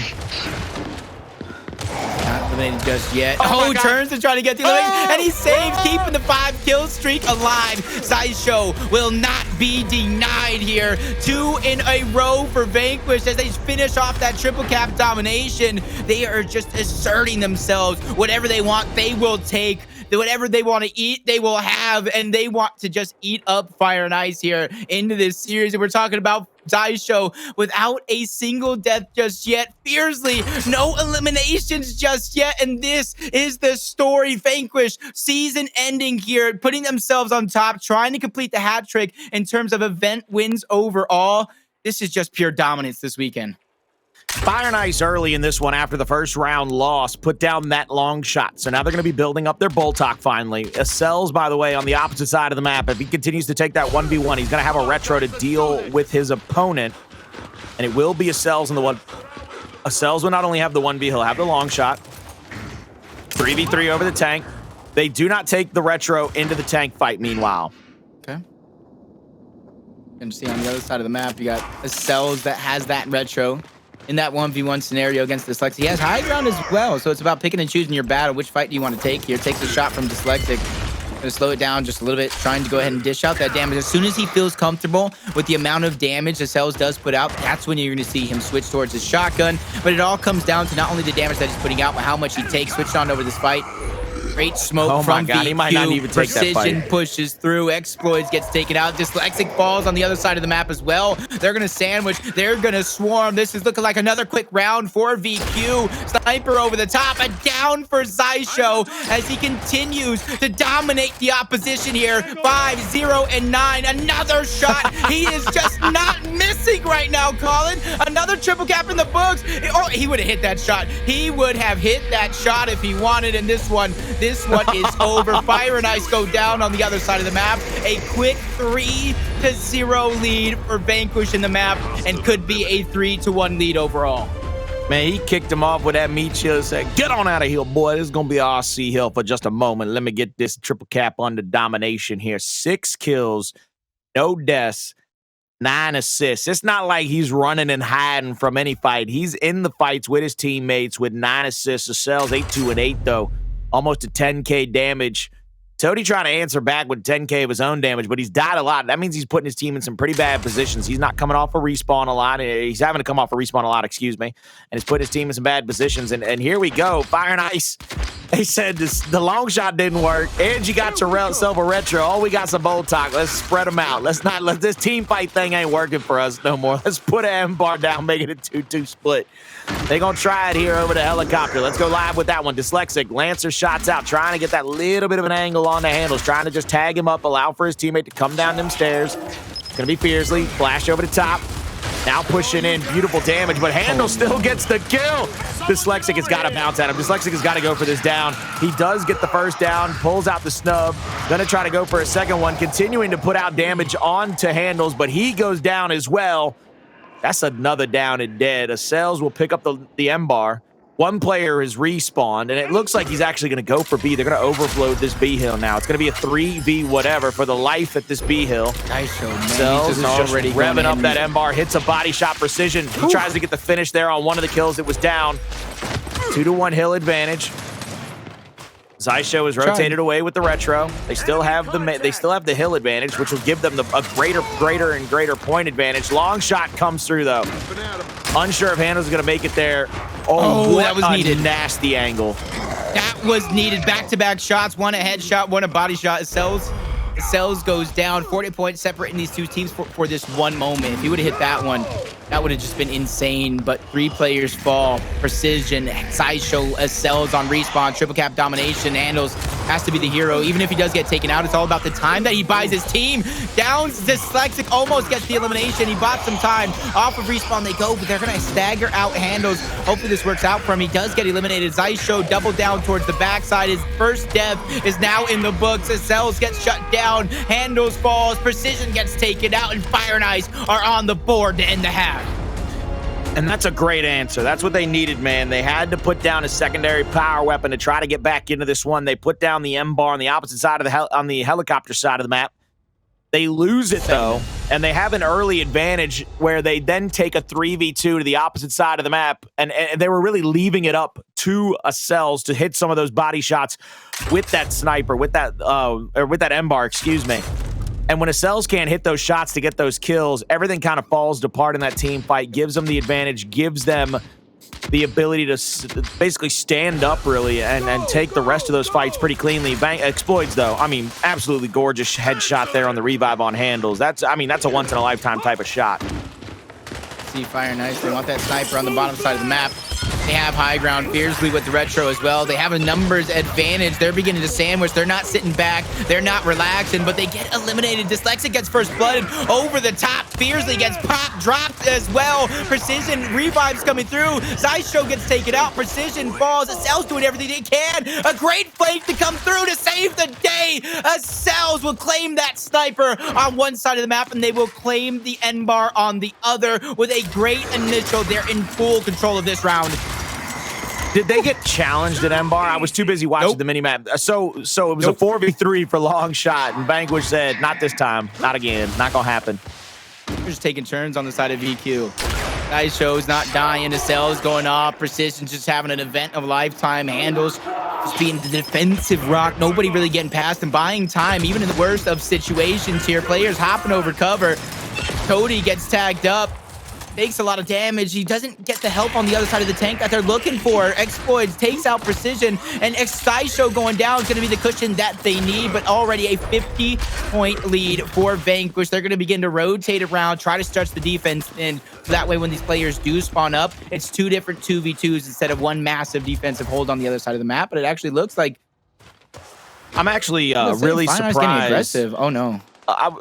They're getting a little aggressive over there. Real quick, I'm surprised that that Hndles didn't take up that position that Acells is in right now earlier. When those players push into that F-hill, they could have played a little bit of defense right there and gotten some shots on. Precision and Acells are going to over-rotate here. Try to take a 2v1 on the D-hill, but Fire and Ice calls it out. They know it's a 2v1 coming. I'm just waiting. Nobody's able to check Hndles in this situation without pushing up and risking their own life on that side of the map. Acells takes the damage over the top, having to play it slow, but Precision gets down, quickly taken out. 1v2 situation for Acells. He falls. And F and I are coming back into this round slowly but surely with 2 hills uncontested.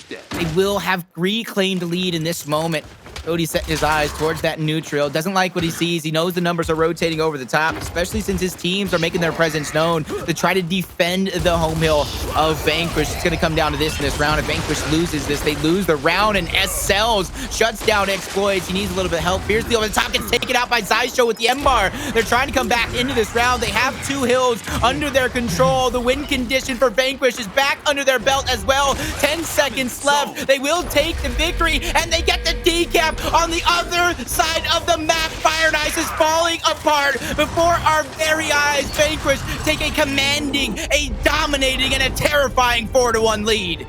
Now you got to play perfect for 4 straight rounds for Fire and Ice. They got to come back into this. They've done some pretty good jobs coming into each of these rounds, whether they over-rotate after the second set of lives or they have a good retake after that second set of lives. They are doing fantastic in the middle parts of these rounds. They've either got to get a little bit better in the initial or a little bit better finishing, because right now, those are the 2 things killing them. Right now, they are eating a sandwich with no condiments. It's just white bread on top and white bread on the bottom, my man. That's all it is. It's just a bread sandwich. They are not. They're only good in the middle. Only good in the middle right now, baby. I don't want no bread sandwich unless it has hundreds of thousands of dollars attached to it, like the first place prize winner is fighting for the majority of here in this series. 4 players over this time around for VQ, taking a page out of the Fire and Ice playbook. They're trying to get first. Toti missing some crucial shots, but he gets the last laugh. Xploidz backs him up. They get another one, but Xploidz getting a little overzealous. He took out Toti and gets taken out, so all that control that went into Fire and Ice early just wiped out from underneath. They get the long shot in the hands there of Xysho yet again. M-bar in the hands of Dsylexic, and I'm sure Dsylexic is trying to aim up on Xysho. That's really his only target, I think, at this point, is trying to find the long shot of Xysho, stop him from being able to have a shot on. Don't know if they've been able to mark him out. Dsylexic will rotate off over to the E-hill. Good little pickup. Precision gets that cap off before anybody's able to rotate against him. Body shot there onto Xploidz. They push up now, trying to get the down onto him. Once they get the down, All three players from Fire and Ice are going to pull up into this area. A lot of shots being put out from that 90-degree angle. Big wrap coming out. Xysho, big second shot coming out. Gets both of them to go. Gets the double kill. They get another one over there. They're going to threaten the F-Hill. One player left alive for Fire and Ice. Dyslexic, he turns around in a circle. He does a little dance. He sings a little song. But they're not getting down tonight because they went down here on map number 3. And it will give Vanquish a 3-1 lead in our grand finals here against Fire and Ice. They need 2 more maps to win it all. This is just terrifying. Getting at her. How much damage you had, Toti? 17,000. It's just not going to be enough overall. And that's what we're saying. Fire and Ice, they're having little moments as individuals, but they're not able to topple over the dominance, the teamwork that is Vanquish left and right. Xysho just putting on a show. Acells putting on a show, just entertaining the masses. And we said it. They want to claim this throne. They want to be known as the new dynasty in Gears of War. Yeah, they could take the moment after it to thank what Praise and Explosive have done. They led the path of dominance, but that path is now Vanquish. The path right now is being blazed by these 4 guys. Fire and Ice are looking to put a little bit of ice on that trailblazing that those boys are doing toward their dynastic run. If I'm Fire and Ice, though, everything you did right in the middle of those rounds, wolf packing, finding shots for one another, where did it go at the front and the end parts of that round? You go into control now, and it's only 1 hill you got to worry about, and it's only 4 dudes you got to worry about. As we look over these replays, take a look at how many times Vanquish found themselves getting shots for one another versus Fire and Ice, and you'll be able to tell from our highlights just what team was playing more oriented around their teammates.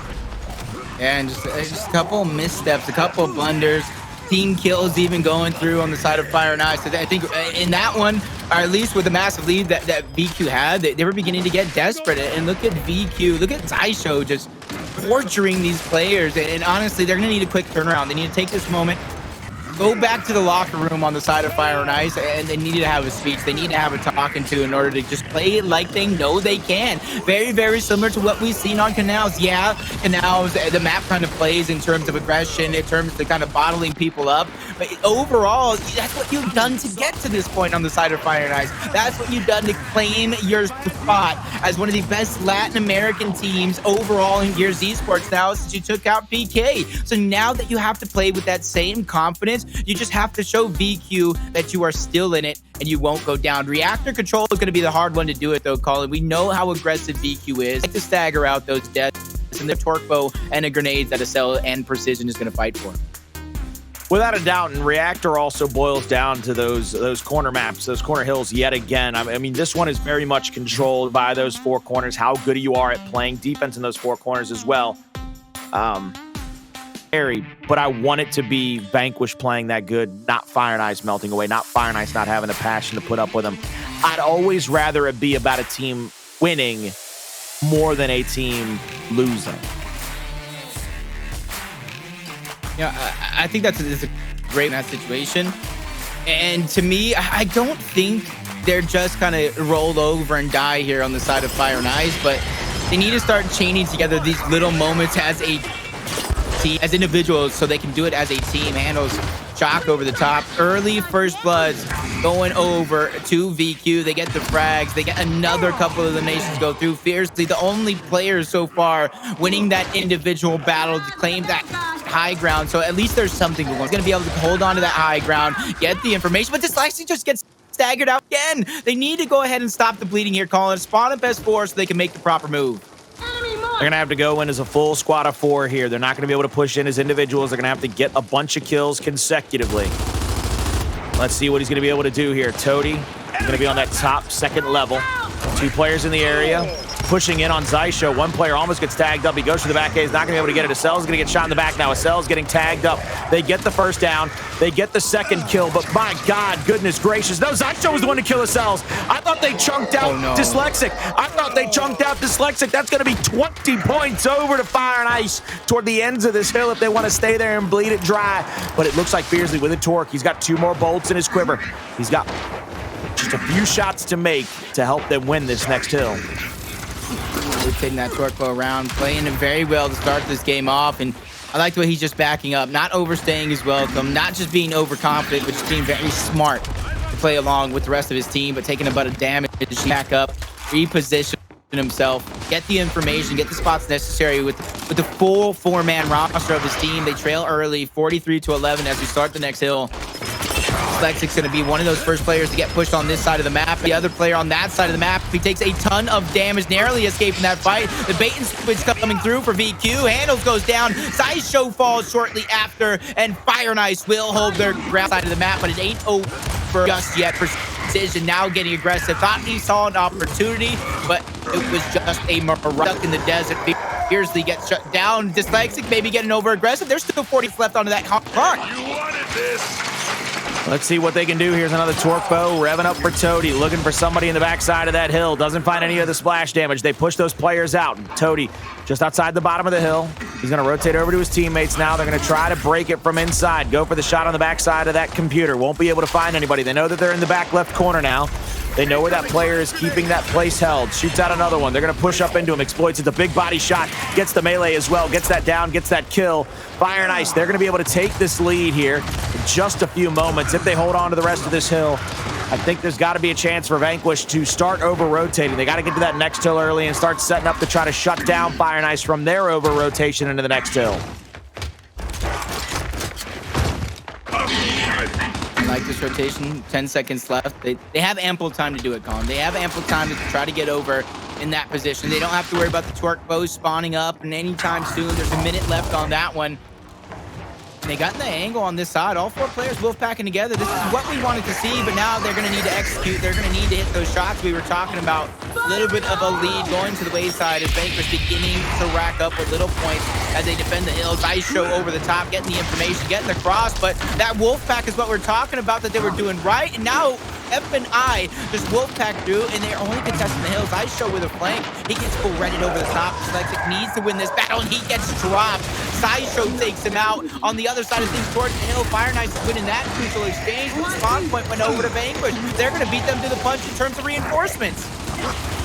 Shots onto both of these players. They get one down. They continue to get pickups here. Precision on the backside of this corner. Needs to be able to get a kill here. The hill is almost done. They need to be able to find some kills. 45 seconds left. They're going to push back into it. They're going to go for this neutralization here shortly. Xploidz is down. A couple of players playing the bottom side of the hill. Dyslexic on that one corner. Shot over the top. Gets the kill. Gets the hill back as well.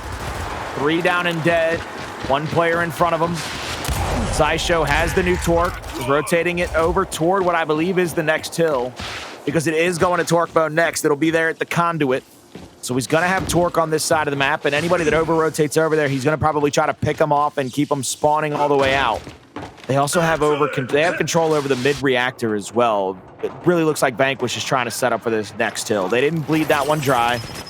They're going to go into this next one. Flash out, trying to help his teammate. Xysho looking for somebody to tag up. Doesn't catch the first one. Precision, full red, down. Now almost dead. Hndles rotates in behind him, goes for the quick revive. 90-degree angle from the rest of Fire and Ice. Gets another down, but Precision answers back finally. It's going to be a 2v1 here in the middle of the map. Precision, he's going to have an angle here onto Toti if he wants to, but Toti's gone behind that cover, and he's actually got the perfect defensive position here. Good shot back to answer back. Acells, though, he's going to have to pick up Xysho if he wants to come back into this. Frag out over the top of the cover. They go for the pickup. Frag goes off. Doesn't get the kill. That was a whole lot of fire and flames for them to walk through to still be alive.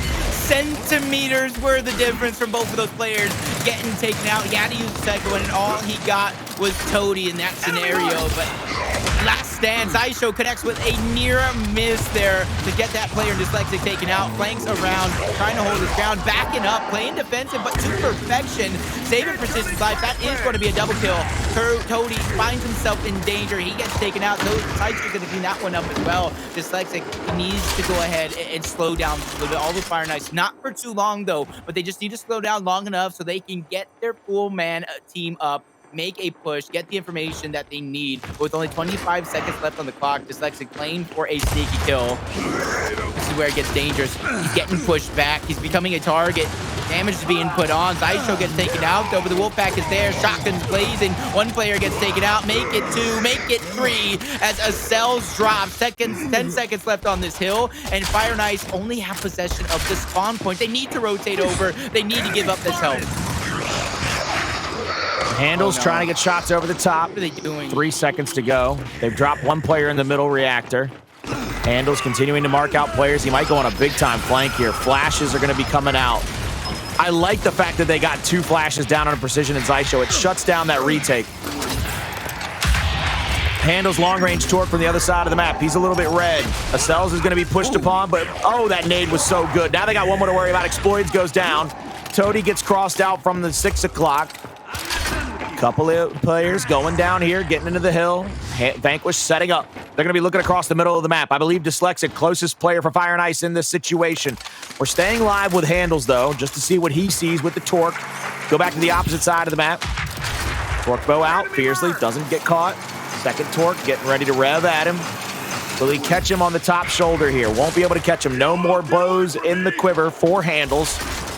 And it looks like Fearzly will have the shot grenade to try to use in this situation to bring it back into this next fight. But everybody keeps backing away from this fight, almost sacrificing, really, the last few points of it, the last few moments of it. This is the moment right here for Fire and Ice. If they want to go ahead and make some noise in this grand finals, they have to have back-to-back defensive stops. Stop the bleeding from Vanquish as they eclipse that 200-point mark.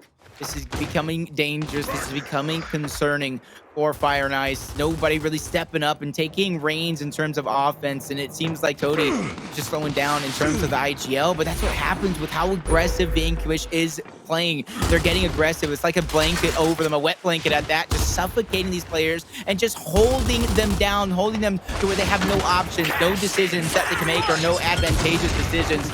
Xploidz finds a fight that he wants. Good shot onto Xysho. Downs coming through. That gives him the man advantage. Hndles gets spotted out. Going for back-to-back here. Xploidz doesn't like that high ground positioning. He knows he has a cross over the top. But maybe he should think twice. Hndles shuts him down. So that man advantage that they just had out the window.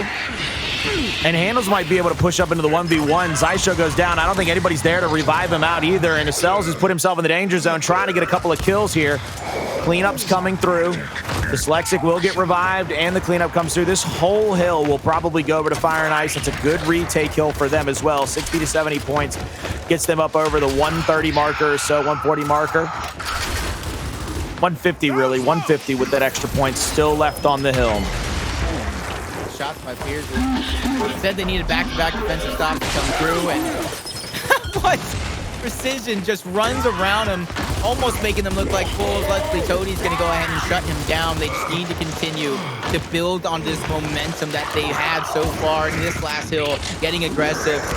Dsylexic trying to take this 1v1 against Xysho. This one is going to be a big battle if Dsylexic can take it.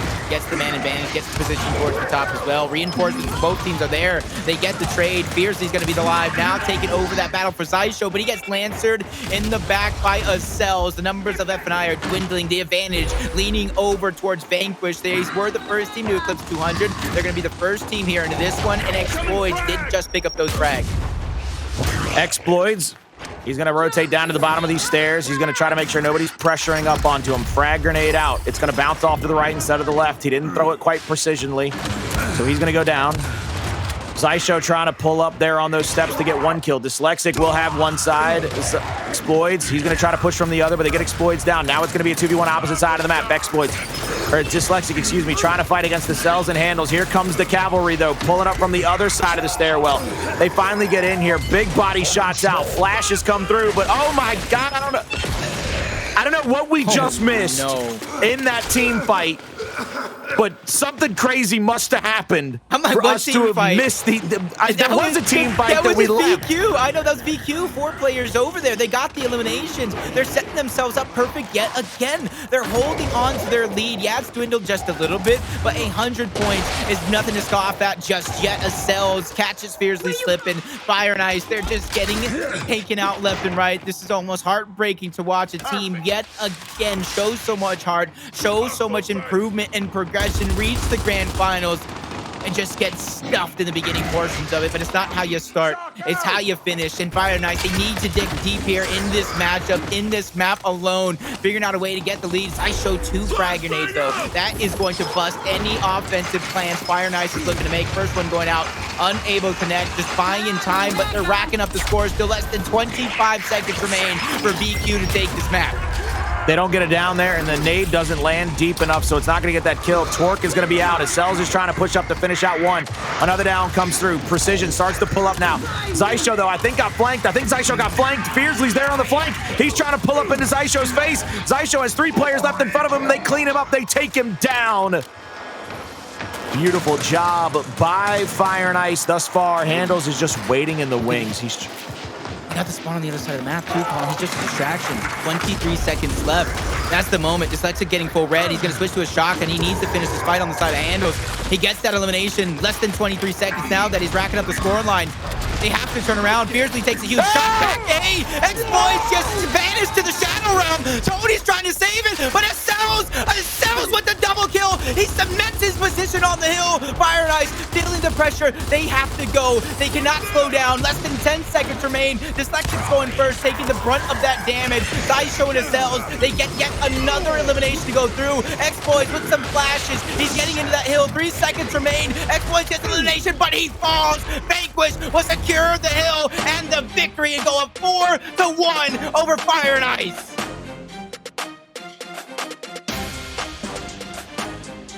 This is just something coming out. The final event of the season, Colin, and Vanquish continue to prove their dominance. This is just insane here between this team looking to complete the hat trick against the team looking to complete history. But we have many more maps to go, and Fire and Ice is going to complete the comeback. Stay tuned after this quick commercial break.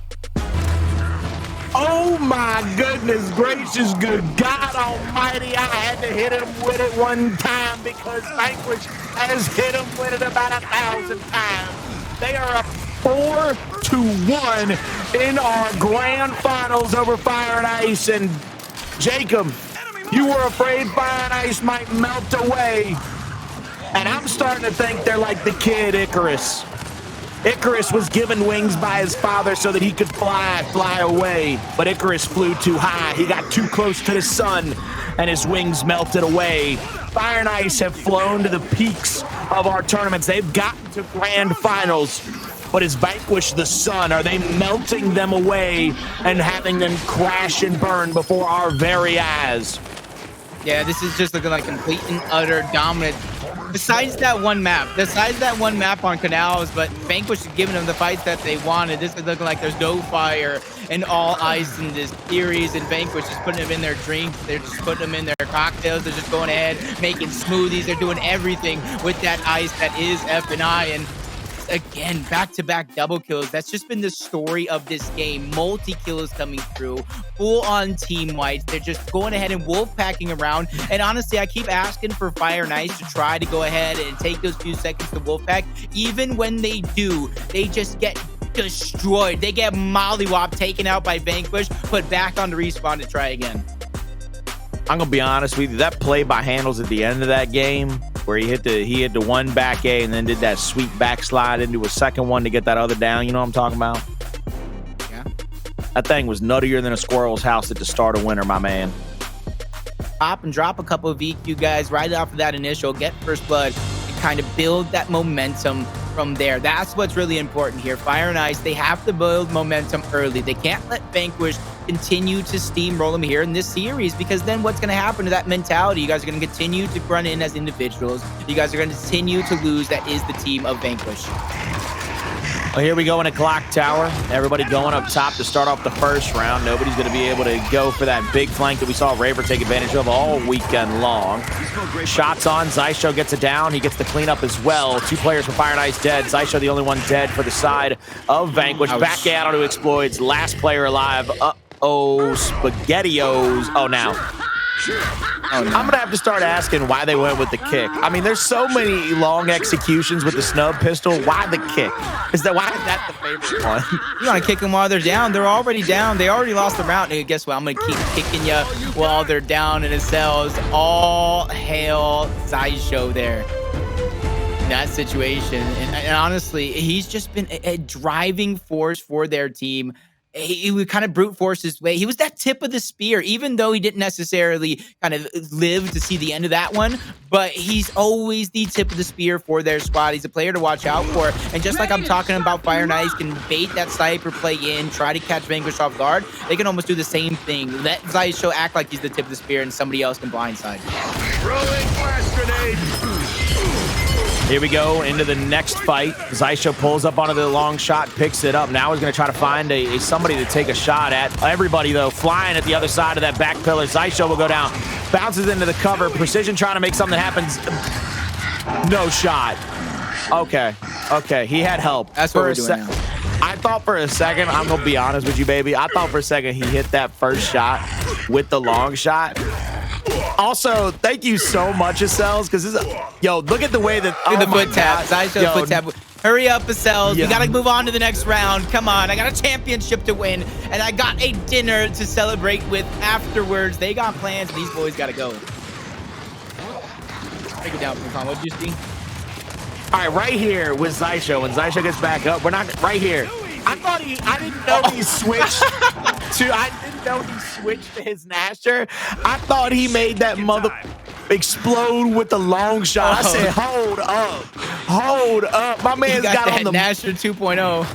I thought for a second he had on the marksman perk from friggin' Horde where he hit the headshot and his whole body exploded. I said, my man's playing Horde out here. Okay, I can get in on that. He one-handed it with all the strength in the world. And with the backpack he's been putting on some time, he's been lifting the weights, preparing to put the world on his shoulders. Xysho moving up. I talked about him being the tip of the spear. He grabs that sniper and he gets out, almost goes down, immediately trying to put it to use. Fire and Ice using that smoke as a deterrent, pushes through, getting multiple eliminations, 3 to be exact, and Xysho immediately gets shut down. Perfect aggression at the perfect time for Fire and Ice, and using that smoke to cloud all their movements. They needed that round to kind of answer the call. Good round by Fire and Ice. First one on the board. They got to win 5 more here to try to get another map on their side. This is the finality for them, though. They've got to win 3 straight maps to tie it up 4-4, taking into that map number 9 if they want a chance at winning this grand finals. We come here to round number 4. Going to be on board with Xploidz. Xploidz going to go to that back pillar. Trying to push across. There's the down onto Dyslexic. Quick little revive comes through. Fearzly pushes up. Tries to take that sandbag to get the shot over the cover. They're going to Lancer him out pretty heavily. Double down on the backside of the pillar, though. Precision and Acells. They got to try to make it over there for the revives if they can. There's one. Here comes the flank, though, from Dyslexic. All down, all dead. Another round on the board for Fire and Ice. That was a big double down to come through. They were spamming their revive button there in that situation, Colin. So perfect timing on the side of Fire and Ice to get that double down and aggression yet again. Try to push through and brute force their way all the way across the top side of the map. Next hill, next overtime hill, which we haven't seen so far, is going to be at the top half of the map. This one does slow down. Since it is 2 rounds apiece for both of those teams, that could be a possibility. 4 players up top right away for VQ.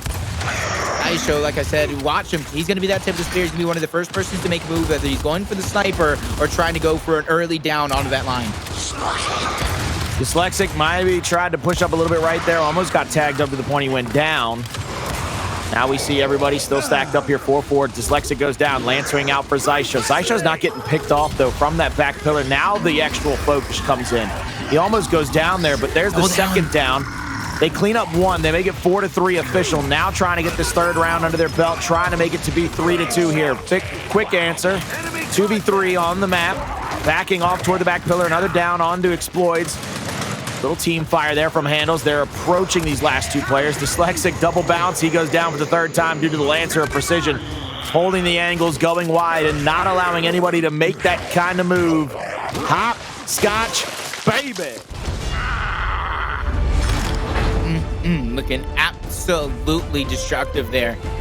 Fire and Ice kind of peeking too much onto that angle. And like I said, Xysho's got to be the guy to kind of start things off. He moves over. He's playing left and right on the side of that pillar and finds the opening to put a good amount of damage, and his teammates there backing him up at a moment's notice. These are some of those things that we talk about. Sometimes when you have to make a call out to your teammate, it might be a little too late. Vanquish in some of these moments, you know they're not communicating necessarily, but they're just playing it perfect with one another.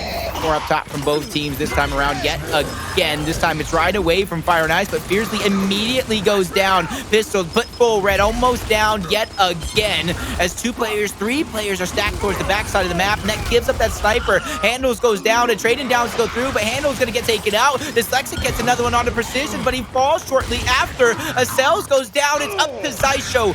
1v3 situation, and just as quick as it starts, it ends. Fire and Ice tie it up once more at 3 rounds apiece. Great job continuing to find an answer here for Fire and Ice. As long as they can keep this thing either tied or within 1 round, they have a good chance at winning this map. They have to do it 1 round at a time, though. I love the fact that Fire and Ice are playing close enough together they continuously get these team revives. It's got to be a little bit frustrating to Vanquish not being able to finish off these kills, but that's why you play close enough to see somebody and get that revive once they go down. It makes you a better teammate. It keeps your team alive longer, and it maybe even frustrates your opponents into playing a little bit closer to you and allows you to get that kill. Xysho, he's going to get smoked out here early. Dyslexic maybe faking for that up A. Body shot out by Xploidz. He goes down. They're not stopping that body shot again on precision. Quick revives, though. Hndles gets taken out, trying to reassess that situation. He was the player getting those revives. Body shot onto Acells. Fire and Ice push forward to finish this round. 2 rounds apiece. Almost kind of taking turns, chaining together. Now it's their turn to show no respect on over. Xploidz just kicking Acells while he's down. A flawless round for Fire and Ice. I cannot imagine in my mind's eye in this universe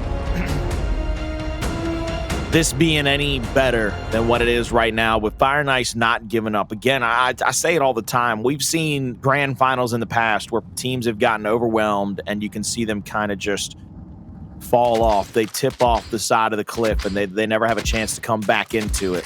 Yeah. I believe right now, Fire and Ice giving it all they got, pushing back against the tide, doing everything they can to make it 4-2, taking to that next escalation map on Harbor. They're set up here, 4 players, side of both teams, all up top, nobody going for those nades just yet. Full red on Dyslexic. Dyslexic still not going down. Precision trying to bait him out of that spot. Everybody's going to be full health here momentarily. All the utilities are about to get thrown out by both teams. Xploidz picking up the sniper yet again. Double down on the backside. They're going to have to try to clean up one of those kills, though. Try to make life a living hell for the side of Fire and Ice. They get one. Back A out by Xysho. He was patient enough. He held the shot long enough to be able to get that kill. Now rotating down, Xploidz tries to get away down the stairs. He's going to get cleaned up, but that's going to be the tying round for Vanquish. 4-4 we go, and now into a best-of-3. This makes me wonder. We've seen all 4 up top almost every time. We do have some kind of stutter steps going through with the Acells and Toti, just making sure the coast is clear when it comes to the lower portion of the map. With it all tied up 4 rounds apiece, best-of-3, it makes me wonder, and I got to go ahead and ask you, do you think we're going to see some down low strats? Do you think it's going to slow down to what we normally see in the last half of games, where people saving their utility for the last moment to push? I think for Fire and Ice, they've got to stop trying that. Vanquish has figured it out now. 2 rounds in a row that they've, not 2 rounds in a row, but 2 rounds now in this map alone. Vanquish has had the answer for that last second smoke, double flash, push up into the sniper rifle. They need to change it up to the point where they start sending somebody on that flank. They got to play like Raver did. Pittsburgh Knights, they had a pretty good map. They've had pretty good maps on this map all weekend long by trying a couple of different things, trying out the rotation, trying out the Nasher down, or the frags down low. Fire and Ice playing back now. They're trying to frustrate Vanquish, I believe. Great bird's eye view of the action going down. He escapes with the sniper, but costs Dyslexic his life. Toti immediately getting left on an island, becomes a target. 4v2 going to ensue here. Xploidz trying to make a sneaky play. That was Fearzly, actually. He immediately gets shut down. No 2v4 effort to go through. Xploidz hitting some shots, but unless it's going to be ahead, it's not going to slow down these players of Vanquish, as they're just hungry to get this elimination, hungry to go on series grand final point, 1 step away from calling themselves champions. 1 more round, 1 more possible. Oh my my God. Oh, They're no. bunnies. They're bunnies. That's all. They're bunnies. Drop it They're like showing it's how. hot. They're showing what a bunny does. They're like hop, hop, hop to it, hop, hop, hop to it. I don't know how to make that PG. I don't know how to make that. I don't know how to make that any better, Jacob. I just don't. I don't think it was, man, because we still saw what was going on. They were just making themselves comfortable over the dead corpse of a Fire and Ice member. Now the pressure right now has been so immense. Hey, Jacob, more than ever before, Colin. Can I say it? Don't quit. Don't leave the lobby early.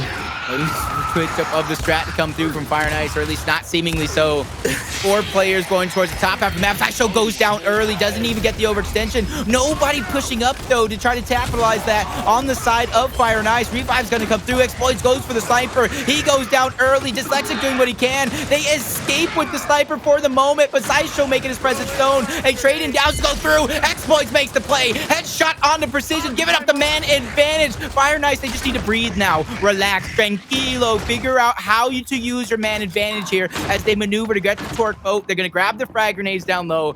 And this is the moment right here. If they lose this round, Vanquish deserved it more than anybody. It's like if there's force, they tiebreaker round. Xploidz gets another one. Give him a little wiggle to showboat there. But even if you win this round, there's still one more left to go. I'm just saying, my man, that's just hilarious. That was just a great shot. That was amazing to see him hit that as he comes out of that roll, trying to roadie run up. Beautiful job. Exploits now. He's got all of his teammates lined up in a nice diagonal. There's nowhere for you to break into this hill. I mean, this is as much like purgatory. This is Alcatraz out here. You ain't escaping this place. The thing is, they don't even have to risk capping the hill if they want to go grab the sniper at the top half of the map for overtime. Because they win if overtime ends and they have that man advantage. So Vanquish have to make a move. There's no choices left.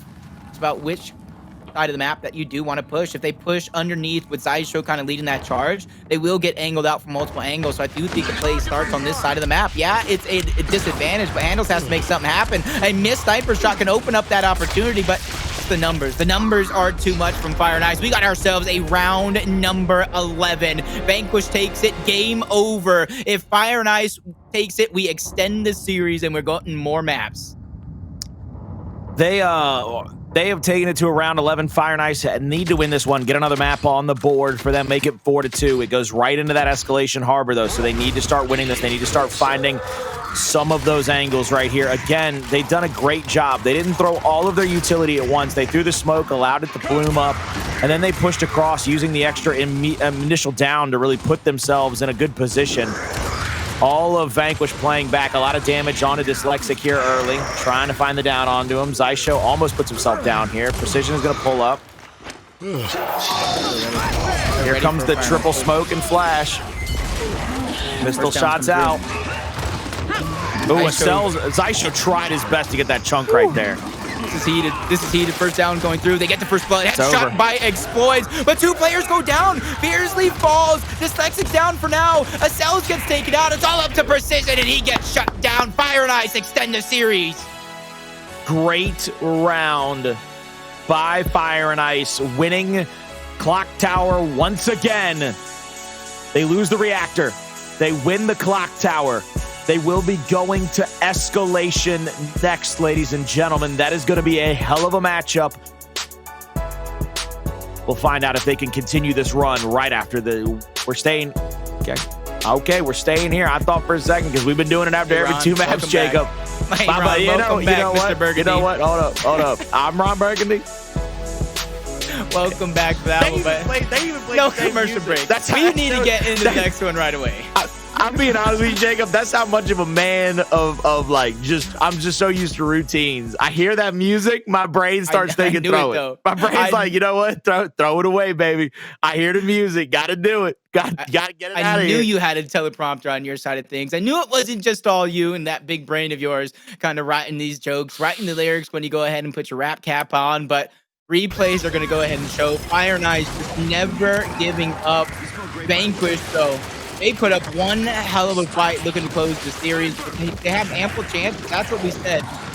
They have to play as near perfect as possible. They have to win 4 straight maps on the side of Fire and Ice if they're looking to take this grand finals and make history for the region and themselves. 1 of 4 is down. 1 of 4 is in the books, gone. 4 maps in a row. All of these highlights, I mean, they're just all brilliant. Again, the way Fire and Ice has been able to play that long shot battle all day has been so unbelievably impressive. The way that they're able to pressure across the backside of those ledges from back pillar, it's just unbelievable how good they are. Picking out a target, taking care of everything that they need to. Oh, no. Scratching their backs on the wall. Like it's hot again. Ooh. Headshot after headshot, though. Next map, Colin. As this one ends, you can see it. I don't think anybody really has like the definitive hand overall in the course of the series. Even towards strategies, as it's like 4 up top almost every single round. This is just pure players playing on passion. They're playing on the edge of the seats, muscle memory when it comes to getting a lot of these eliminations, getting a lot of these kills. These are pure audibles coming through on the fly when a player goes down. So you got to give it up to these players. We said it time and time again. These are 8 of the best players in the world battling it out for the championship. And there's just so much money, glory, and bragging rights on the line that it could come down to the wire. That could have been the moment. Winning that round number 11 could spark a fire under F&I. They're going to try their best. Again, winning around 11 is always a momentum turner. It's always a game changer. And now we go over to this escalation. It is going to be on Harbor. Going to be an interesting fact here, like you said. That it's going to be a big battle there in the middle. I think that's going to really start the tone. It's almost a must-win battle to really start the momentum rolling for Fire and Ice. I wouldn't count them out just yet, as they've proven they won't go down without a fight. But they're going to go ahead and give up an early advantage if they go ahead and lose. That's an advantage that you don't want to give over to VQ. Precision gets first blood. Xploidz doing what he can, bouncing around, gets one, but gets dropped. Immediately, the trades will continue. Toti gets one, and he's going to go ahead and try to affect that fight down low. They're going to pinch. They're going to take control of this neutral because they have to call that triple cap domination scenario dead. You can see Hndles getting tagged up from a couple of different angles. He's going to get taken down right there. Hndles will get cleaned up here momentarily. B-Hill will go over to Fire and Ice momentarily. Acells tag people up, just trying to check them here, body check them. Precision has been called out. Now the back A's attempted, possibly going for the wrap. Precision steps out, gets one, and now Xploidz on the flank of Precision, bouncing around, tries to get the first shot to go, gets the second to land. Gets the big body shot there, and now Precision has a chance to try to help Xysho in this fight, but he's not going to help him in time. Xysho goes down. Precision will have the winch to try to fight over that B-Hill with his teammate. They need to get their resources up, and they're going to have to go for another retake here, because here comes Fire and Ice. Big first shot out, second shot connects. Xploidz, though, will shut him down. Nobody else in the area to help out. Vanquish has to get out of that B-Hill, I think. They're going to get landed out from the top. Acells gets down, and Hndles can't push up to help him because he's too hurt. 3 players for Vanquish down here.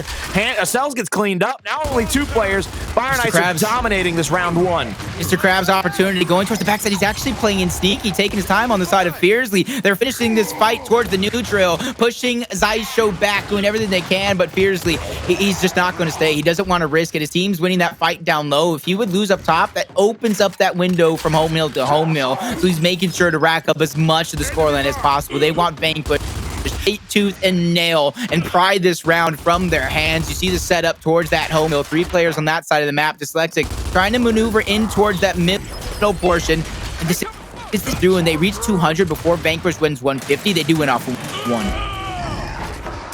Now we see Precision. He might try to push across to the C-Hill. He's going to have a second 1v1 to deal with. Toti trying to play back now. Flashes out. 3rd down and damage. Here comes Xysho on the flank of Xploidz. 1v1 over the C-Hill has been won by Dyslexic momentarily. It doesn't look like they're going to be able to push up onto the C-Hill just yet.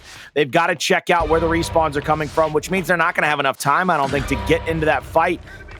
This is going to be all she said and done for round 1, I think. There's not enough spacing for them to get up without getting taken down before they get there. I believe that this will be a Fire and Ice 1-0 lead in map number 7. And the only person that can kind of break through just went down on the side of Acells. Everybody's just second, just steps too far back, and Fire and Ice, they go ahead, strike first after taking a round number 11 execution, extend this series. They strike here on Harbor and that's much needed. Now that they go ahead and choose their weapon placement first, and this would be the time, Colin, if they want to go ahead and change the fight up to where they want with that sniper down low before too many weapons get onto the field. But they're going to go ahead and build up that bull talk down low, give their 1v1 players something to work with.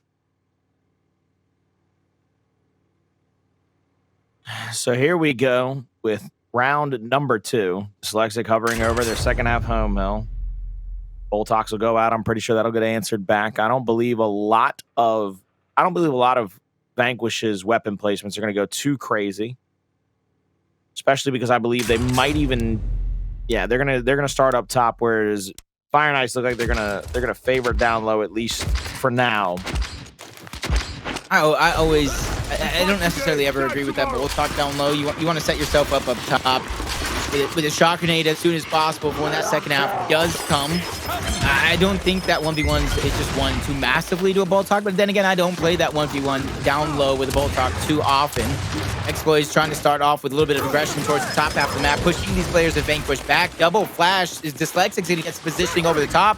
Possibly a decap as well, but he's getting aggressive. He's pushing these players back deeper into the spawn. He's going to get help in a few seconds from Xploidz, but he has to buy him time. Xploidz pushing him back. The decap should come through here in a few seconds. Xploidz continues to put out damage. No player from Vanquish has fallen, so they don't have to worry about any reinforcements in that direction, but they have to be very, very wary of a flank coming through with Fearzly falling.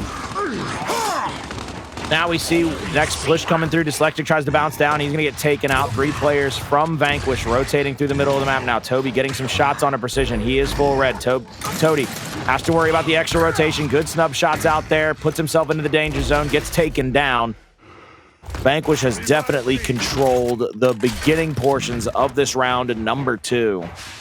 I know they do have that bull talk down low. It already looks like Dsylexic is making his way down towards that portion of the map. He's going to go ahead and claim possession over that B hill as well.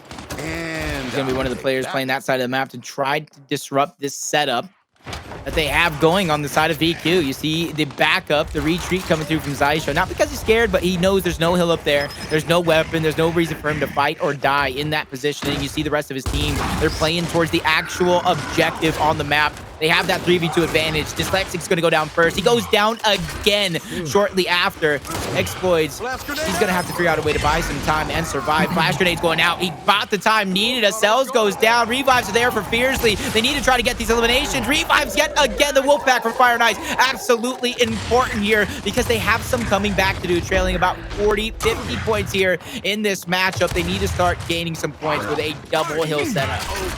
And Toti's going to get tagged up here. Almost goes down to the bottom of the winch.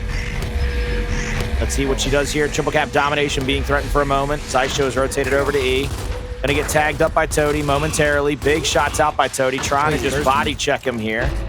Keeping himself full red. Xysho is just challenging this. I mean, they're waiting for a second player as well. I think Xysho's about to get 2v1'd if he's not careful. He goes down.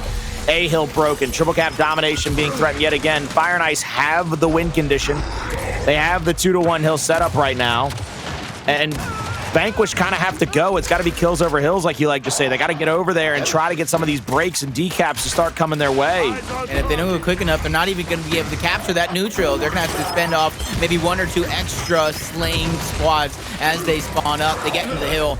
E-cap is going to come through. Time dwindling down. You see a player over at the top of the map. Precision going ahead and stretching the defense thin. Is he going to catch that kill? It's him versus Dyslexic on that side of the map. Dyslexic takes out Precision.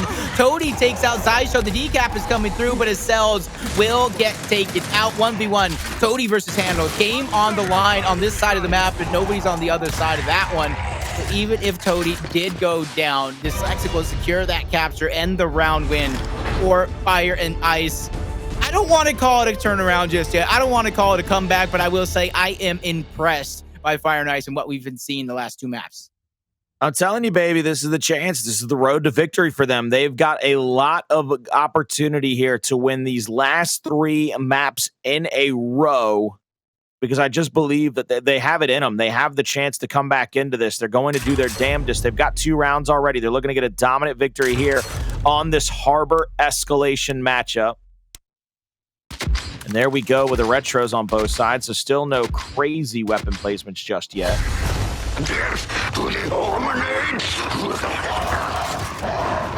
honestly shocked they even upgraded that suppression on that side of the map. I'll be honest with you, 100%. Honestly, I don't know what Fire and Ice are doing, but I don't have to know. They're up 2-0. Another initial going down. Dsylexic gets dropped first. Reinforcements are there, but Toti takes a big shot. That's going to stagger him out. He goes down. Xploidz gets it down, and that's it. 3 players dead off the initial. Make it 4. Looking like a triple cap domination, and in blink of an eye, Vanquish. They should be. They could be. They would be on the board here, as long as Dsylexic doesn't have anything to say about it. Frost in the backside. He's going to go down. So do Fire and Ice. Vanquish show that they're still alive.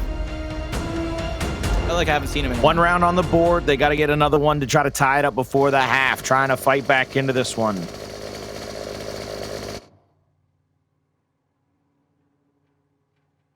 I'm just thinking right now. What can Fire and Ice do?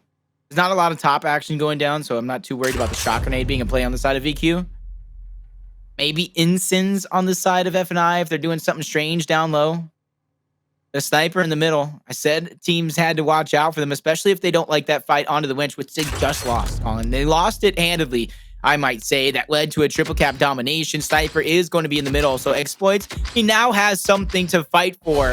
Just like we talked about on Checkout, just like we talked about the possibility on Regency to kind of close out the cycle. And it starts here. You get him heated up on Harbor. That could be one of the worst things you do. Smokes are out. Middle of the map, Lancer Fire out. Nobody's pushed up yet. Xploidz waiting for Xysho. He sees the shots coming through the smoke, though, so he knows that somebody's there close. Fearzly is going to push through the bottom of the map. They're going to try to go for this 90-degree angle. Dsylexic having to push back behind his side of the map. Good down here.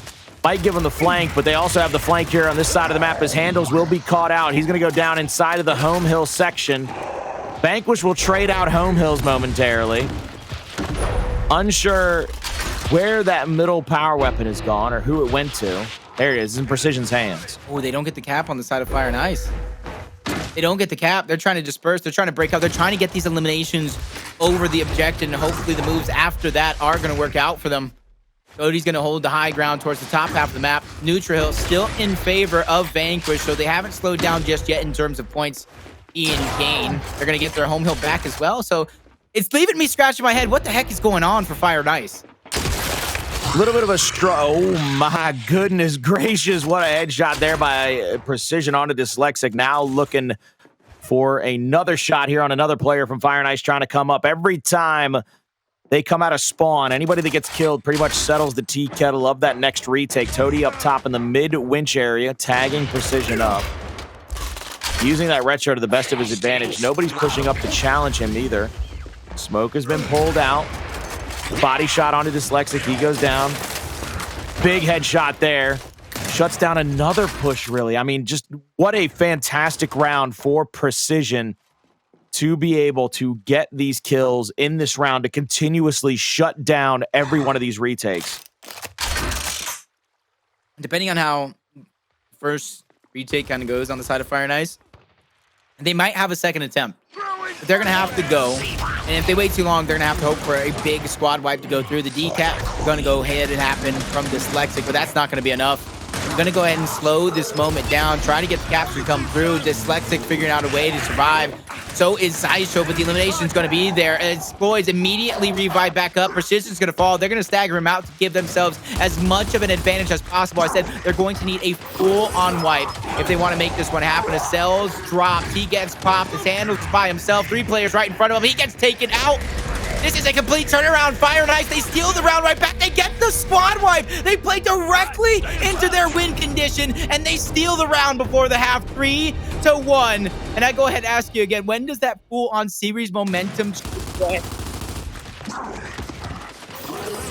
I mean, it's looking like it could be right here and right now. This was a picture-perfect retake. I'm surprised that Vanquish didn't try to over-rotate, didn't try to go across the top winch again or anything along those lines. They kept letting Fire and Ice just continuously set up and go for a retake, set up and go for a retake. And as Fire and Ice kept knocking to the door, they eventually just broke the damn thing down. They are up 3-1 after the half. Yep, there's the answer back from VQ. Fire and Ice put those instants down low, and that's telling that they want to fight for that sniper more times than not. They're going to have an extra bit of lethality there towards the bottom half of the map with the instants, but Vanquish is like, that's fine. Y'all can go ahead and fight for that. We're going to go up top and try to get this end bar splitting up, though, into a 2-2. The advantage is to Fire and Ice at the bottom half of the map. Xploidz gets the sniper. They get the instance into the hands of Fearzly, throwing it a little too deep. They're slow to push across. So Vanquish will go ahead and be able to set up here in this situation. Precision needs to be a target here for Fire and Ice, but he has the Acells watching over like a guardian angel, revving up that end bar, making them second guess every move that they make, every inch that is taken. Xploidz lands with a body shot.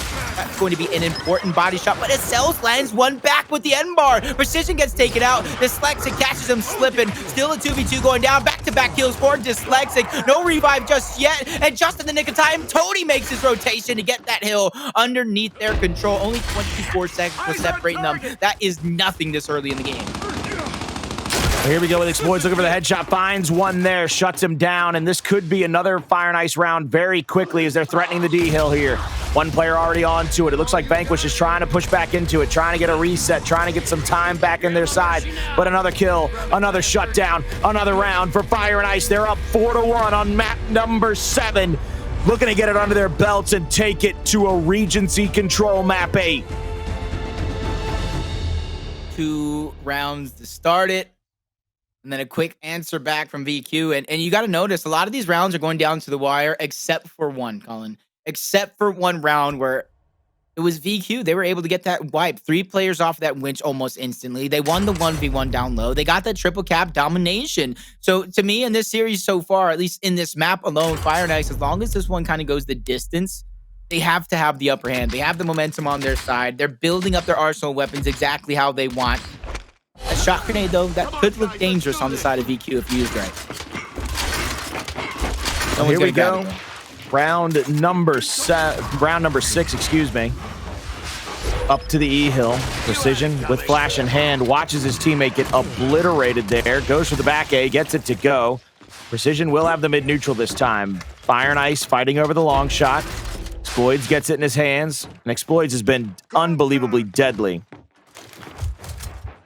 See what they can do here. They heavily lean on him in certain situations, especially when it slows down. He's as too Acells good. gets taken out. Xploidz is too good. Just threading the needle on that one. If you guys need some sewing, call Xploidz. He's your man. Lining up another shot, though. Knows that player of Xysho was there. Didn't see him escape. Precision getting 2v1 towards the top half of the map. That's because of Xploidz hovering over Xysho with that sniper. Almost gets that one. Almost if he would have shot. The only person I've seen something hit him with that little bit of a gap was Frag Out. And Frag Out's doing some great things in another game, but I've never seen anything like it. Dyslexic, though, getting that down onto Acells. Fire and Ice controlling this one. Xysho goes down in the mid-winch. Dyslexic getting checked up here. Xploidz in for the save to try to double 2v1 Acells. They're going to get that shot on. They're going to get that down. F-Hill wide open for the taking. Only one player playing defense there as they respawn up. Looking to shut this down right here. Fire and Ice, they're looking to take this 5-1 and be in a dominant control now. They are looking to start heating up, and they have done it. Not enough time to get to that E-Hill. No way, no how. 5-1. Fire and Ice. They are now only down 1 map, 2 maps away from possibly the greatest comeback in Gears Esports history against one of the most dominant teams in recent memory. Can they pull it off? Can they come back and win a Regency control? We're going to find out right after this quick commercial break.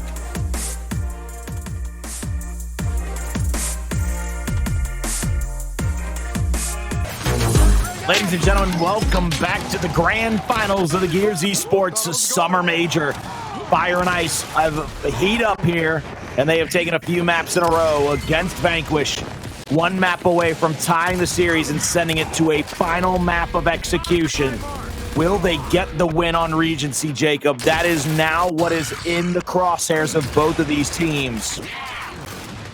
Yeah, we were saying before this one, if Fire and Ice has to dig deep, they have to create history in many ways, make history for not only themselves, but fans alike, Gears Esports in general. And they're just inching 1 step closer, but Regency control, this is where it gets dangerous. Vanquish They're just a very, very heavily favored team when it comes to control style maps, especially Regency in general. They go ahead and they pounce, they swarm, they work well together. The multiple players that can use these precision weapons to go off, fire and ice. They have to keep playing with the same type of momentum. They have to keep playing with the world on their shoulders, because quite frankly, Colin, with the Latin American region, it should certainly feel like they have the world on their shoulders right now. In an attempt to just keep it out of the hands of the likes of Dsylexic or Xploidz, to keep them from being able to get those shots on like we've seen them do all weekend long. How much gas is left in the tank? That's the question we're going to ask for this map. If it goes to a tiebreaker game, we're going to ask it again. How much gas does Fire and Ice have left in the tank? Everybody just has to, like I keep saying, that positive energy you put out into the world if you're a fan of one of these teams, that truly does make a difference. And talk about that fight. I thought it was going to be Xploidz. It is going to be Fearzly matching towards the top half. Xploidz getting that first down onto Xysho, not being cleaned up just yet, but both those players are going to swarm. Another down coming through. Xysho wins that exchange at the top half of the map. But it does look like Fire and Ice are winning the bottom half of the map, so they go for the M-bar, give up the early points onto the hill. Toti still not backing down and giving up those frag grenades for free just yet. But there's going to come a point in time as the overload is coming through from Vanquish on one side of the map. Here we come into the next fight. Dsylexic has a lot of Lancer damage on that first player. Goes for the up A, but doesn't get it to go. Acells will get revived off here. Two players in the middle of the map playing into 2v2 over those frag grenades. Acells revving up the M-bar, trying to look for a couple of players to find a pop-off. Xysho pulls up here into the middle. Won't be able to get that shot on Fearzly just yet. They still have yet to get him down. They're just not hitting shots. They're not hitting the bricks. Body shot out by Acells. Still not enough to save his teammate. Has to go in and do it himself like his name was Thanos. Fighting into this hill for only 15, 20 seconds now. But look at this. Fire and Ice is rotated over. 46-6, and Fire and Ice has the hill position, and they have Dsylexic in the back spawn. That is the picture-perfect start for them here. Yep. Look at Hndles right now, watching his back. That's why I look at the arrow onto the mini-map. Fearzly was that player to spawn out wide. That's the guy that they know is kind of out wide, running around, being a random player that can affect the tides. Double Lancers going through. Dsylexic trying to back him down. They get them one elimination, and then they back up just to reassess the situation. They know Vanquish is going to spawn in that bottom half of the map. So if they want to get aggressive, they have to get elimination after elimination after elimination. So they're going to go ahead and reset, relax for a little bit, and make Vanquish push into them.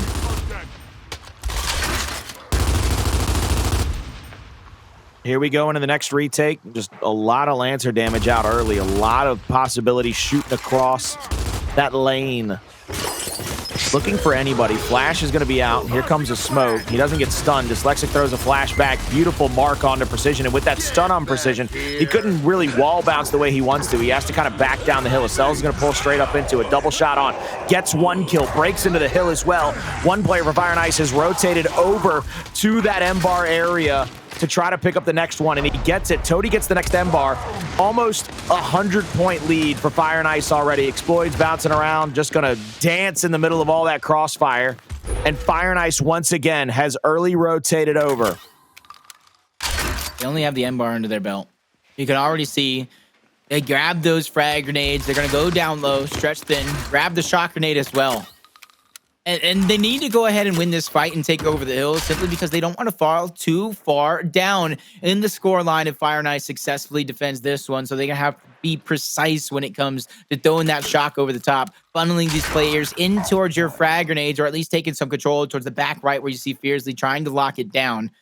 A few seconds here. It is going to rotate, which means Fire and Ice will have to think of some way to defend this hill. The shock grenade going out.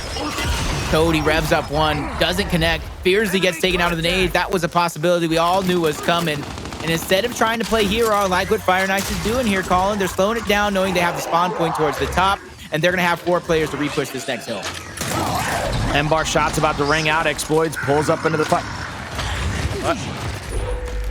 You got him. Wow, they really just shut him down right there, making that one look easy. Vanquish needed to hold on to that hill, start to gain that score line back into their favor, or at least stop the bleeding, gain some momentum, do something here with Fire and Ice. They're not out of gas. They answered my question early on. They're just ready to go. They're ready to swing at anybody in their direction. Last M-bar shot not going to connect here.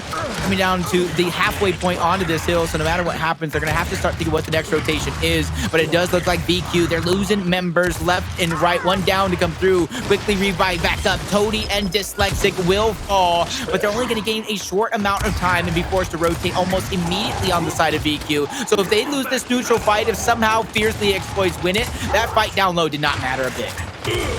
Here we go with Fearzly trying to hold down this backside of the hill. Good shots there. We'll get that first down. Dsylexic rotates in to help a teammate. Team Fire is not on point for the side of Vanquish at this moment. They are not getting the kills that they were earlier, where they were bullying out a lot of players from Fire and Ice. Xysho missing shots with the M-bar. Fire and Ice rotating in. Good call out on a Hndles coming on a flank. They chunk him out. 6 seconds to go before this hill is taken. Good little kill there by Acells. Starts to break into this. Still 3 players playing up into the hill. First flash in. There comes Dsylexic playing up the backside. Toti with a wrap, though. Onto Acells will shut him down yet again. This has been an incredible map by Fire and Ice thus far. They're looking to get this to a map number 9. They're looking to do it right here. This has been picture-perfect start for them. They're going to make history here. Dsylexic over the top. He's getting pressured. Fearzly gets dropped at the bottom of those steps. Great shot by Dsylexic, but the bait and switch coming through. He has to survive the onslaught. Precision goes down at the top half. You see players refocusing their attack. Xysho rotates over. Hndles shuts down Dsylexic. Toti falls. Dsylexic, he fall early. Xploidz is trying to buy some time. He gets taken out. But if you look again, 45 seconds, a little bit over half still left onto this hill. That'll get them about maybe 80 points, depending on how much they want to bleed this dry. Fire and Ice, they're going to go ahead and move over on the other side of the map. They're going to get that first setup towards the bottom half of that next hill, and they're going to get deep in the spawn. They know Vanquish has the extra spawn point at the top, so they just have to be careful here. Lancer's out by Toti onto Acells. Doesn't try to check him up now. This is going to be an interesting little push here. They're going to have to be able to get at least a kill here in this next fight. Right now, excuse me. Toti's going to pull up, gets tagged up a little bit by Acells, looking for that angle. 9 seconds left on this hill. Down by about 50 points or so. A couple of downs coming through, though. Good back A out by Acells, waiting in the wings. 2 more kills coming through, and Acells looks like he might rotate back for that M-bar now that it's respawned. They've cleared out the bottom half of the map. Nades are coming up in 10 seconds. Nice. Vanquish has the hill, but Vanquish is not close enough to help each other. They were clearing the base out, really. They were clearing out the bottom side of the map as best they could. They were making sure that that 4th player was not lurking in the wings after getting that 30 kills. Here comes Xploidz. Where the spawn point is at, they need to be very, very aware. That shock grenade is coming up as well. 50 seconds onto this hill. They know that M-bar is towards the backside. Shock grenade is going to try to create some separation. Acells, he's just revving it. He hasn't thrown out any shots just yet. The first one's not going to connect on to Fearzly. The second one is going to connect, but Precision is down. And Xysho, both of those players are cleaned up. Acells, he is forced to turn and run, and they're still going to try to take that advantage. They chase both of them. They got both of them. Both of those players fall. They get the squad wipe. Fire and Ice, once again, will have the possibility of claiming 30 seconds here. Depending on how much they want, they will have to rotate off of this next hill towards that top end of the map. And right now, Toti, he's going to be spotting these players rotating in towards the hill. He knows at least 2 players is there. At the very minimum, he knows that little bit of information. They've got at least 1 player in that mid stairwell. Toti will pick up the new shocks. M-bar, I mean, normally the saving grace for Acells really did not come through for him. Here we go with Acells, shots over the top, looking for another play here onto Fearzly. He's going to check both of those players up. He's going to try to know that they're both there. He gets the down. Toti waiting in the wings, actually. There's another player there, and they bleed him out early. They know that they have to try to get him back off of respawn quickly so that they can try to get back pushed into this hill. Toti will have the shock. I think he has to throw it to the far backside. He has to bank it off of that middle pillar, the right pillar on that window. If you see that windowsill, that right ledge is where he needs to bank that shock off of. Try to push those players out from that back ledge. 3 players, all 4 players mounted up here. You see the utilities coming out of their hands. Only 3 utilities to use as Xploidz does not have one. Looks like 2 flashes and a shock. They're just talking. This is good, Toti. What are you doing? What are you doing? You got that? You got that? Okay, go back for M-bar. They're just talking, laying out the strategy. They have this cushion, Colin, so they can theoretically play for that M bar now that they have a shot grenade, they have the utility with the flashes, they have Xploidz trying to keep some players' heads down. Toti's gonna drop first, he gets taken out. Dyslexic drops, and Fearzly as well. You know, Vanquish, they're gonna get aggressive. They want to take that M bar out of the hands of Xploidz. They're gonna chase him down if they have anything to say about it. Oh, I actually hate this play, though. Oh, I hated that play. BQ or F&I? Getting that aggressive. Bottom Rose Guard. I know you want to take the M bar out of his hands, but it just... You played perfect defense. You get the kills, go to Rose Guard, and set up for the next. Get ready for that next kill. Instead, you've given up a kill here, and you might be giving up this over-rotation to Xploidz. Goes for another shot at Xysho, the back of that Rose Garden. Gets a kill with that frag grenade. You can still hear it's revving up. One more shot now with the M bar. Only one shot to deal with from Xploidz. Shock has been picked up once again. I think they ought to go ahead and throw it here. Xysho, you can guard your teammates, buddy. I think he's a little He too throws deep. that a little too far. Yeah, a little too deep. And he gets tagged up with the M bar. 3 players are swarming, Colin. They get the one down to go through. Clean up on Xysho. Precision falls. Acells just doing everything that he can, but he takes out one. And honestly, if you kind of look at where these players are going to spawn, him taking out that one player might hurt them in the end. Exactly. Look at where he's going to position himself towards the next hill. And look at where these players are. Vanquish is just running right past him. This could be a blunder, a play for Fire and Ice to make to cement themselves in this matchup. Precision knows that he's back there. Precision, big back A, gets tagged up a little bit by Toti, it looks like, and then Toti gets killed off. 35 seconds left on this. They got a 4v2 on the hill. Now they got a 2v1 on the hill. They're going to kill him. They're going to get 30 more points off of this, and they're going to rotate into this next hill. I believe the M-bar's back in about 10 seconds to 20 seconds on this map. And it looks like Fire and Ice is going to be setting up for it right here. They're going to try to get another M-bar in their hands to try to retake another corner hill. 19 seconds to go on this one. You know, they're spread thin, though. There are a couple of players are at least down low in the middle and onto their hill. This is their moment right here to strike. Headshot by Xploidz. Absolutely necessary. Back to back. Xploidz. He does it again. 10 seconds left on that hill, though. No points being accumulated for Fire and Ice. They're fighting for position. They're fighting for the anchor in towards that back spawn, and they are going to succeed. The only thing that they don't have right now, Colin, is the actual spawn point towards the bottom. So that's going to allow Vanquish to stack up these 3 players, attack. If they lose anybody, they'll be right back into this one. So Acells, he's going to put out as much cross damage as possible. He's going to be as annoying as possible towards that side of the map and try to disrupt anything that is going on. But Hndles is also rotating. They have a split 2-2 around the map. They're trying to sandwich the players of Fire and Ice to get the eliminations. They have a shock in hand. Middle of the map. Shock is going to go in. Flash is going to come out. There's the shock. It'll keep them out of that back position. Nade out. It's going to get Dyslexic as well. They're inside of the hill. They get another down on Fearzly. Throws the shot, throws the frag a little bit deep. Xploidz is on the backside of that windowsill. Goes down to the Lancer. Goes down to the Lancer. Wow, what a turn of events. Yeah, now Toti's next. He's going to go down here, trying to buy some time. Almost should have gave that one up. Try to go ahead and get the one-shot chug. Spawn up as fast as possible.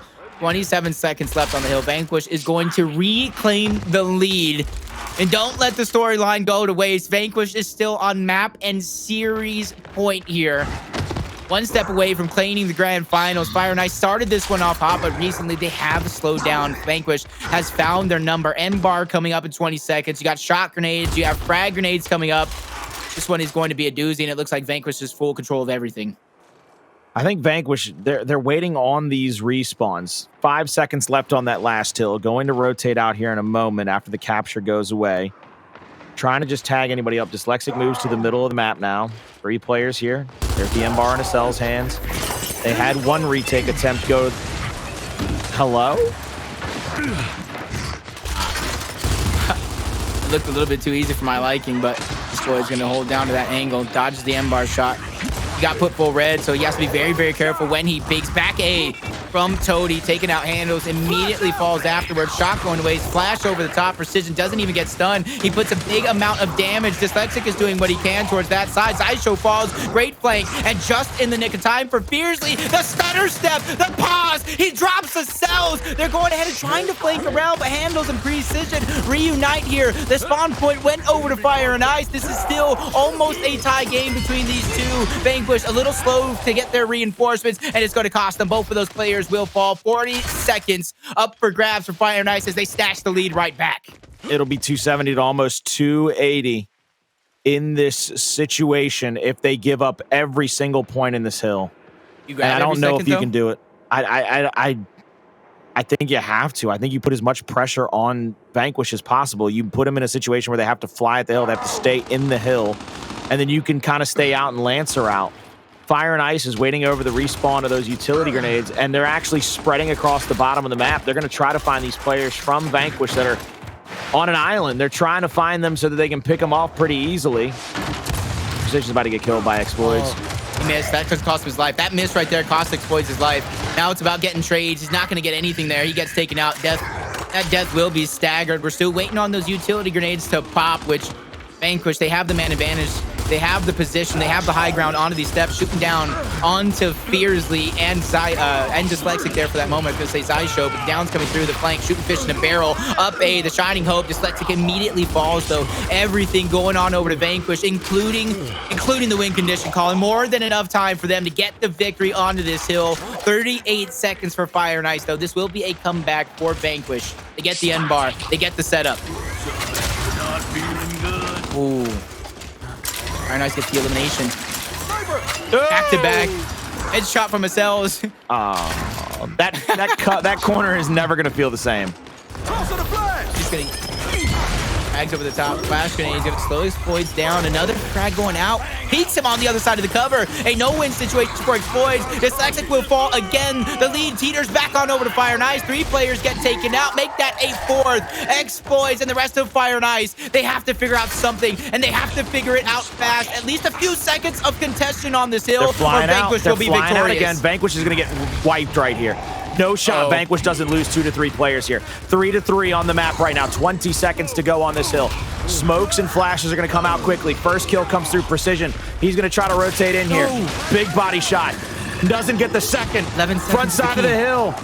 Acells turns. He doesn't burn. 11 seconds to victory. Not trying to give up any time in this situation. Xploidz will go down to the backside. 7 more seconds. Next hill is going to spawn. Better have your Nikes on to run across the map. Like you said, 7 seconds to 38 seconds. Those are the 2 win conditions for these teams. Everything for Fire and Ice is on the line.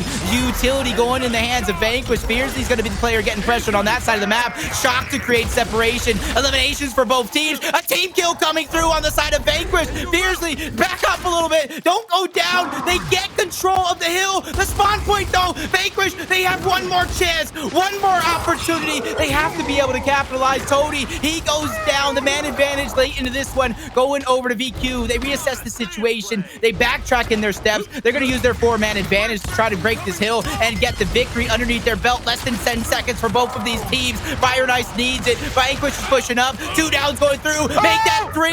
Toti all by himself, and he's not going to get the touch. Vanquish close it out, and they are your grand champions to end the season.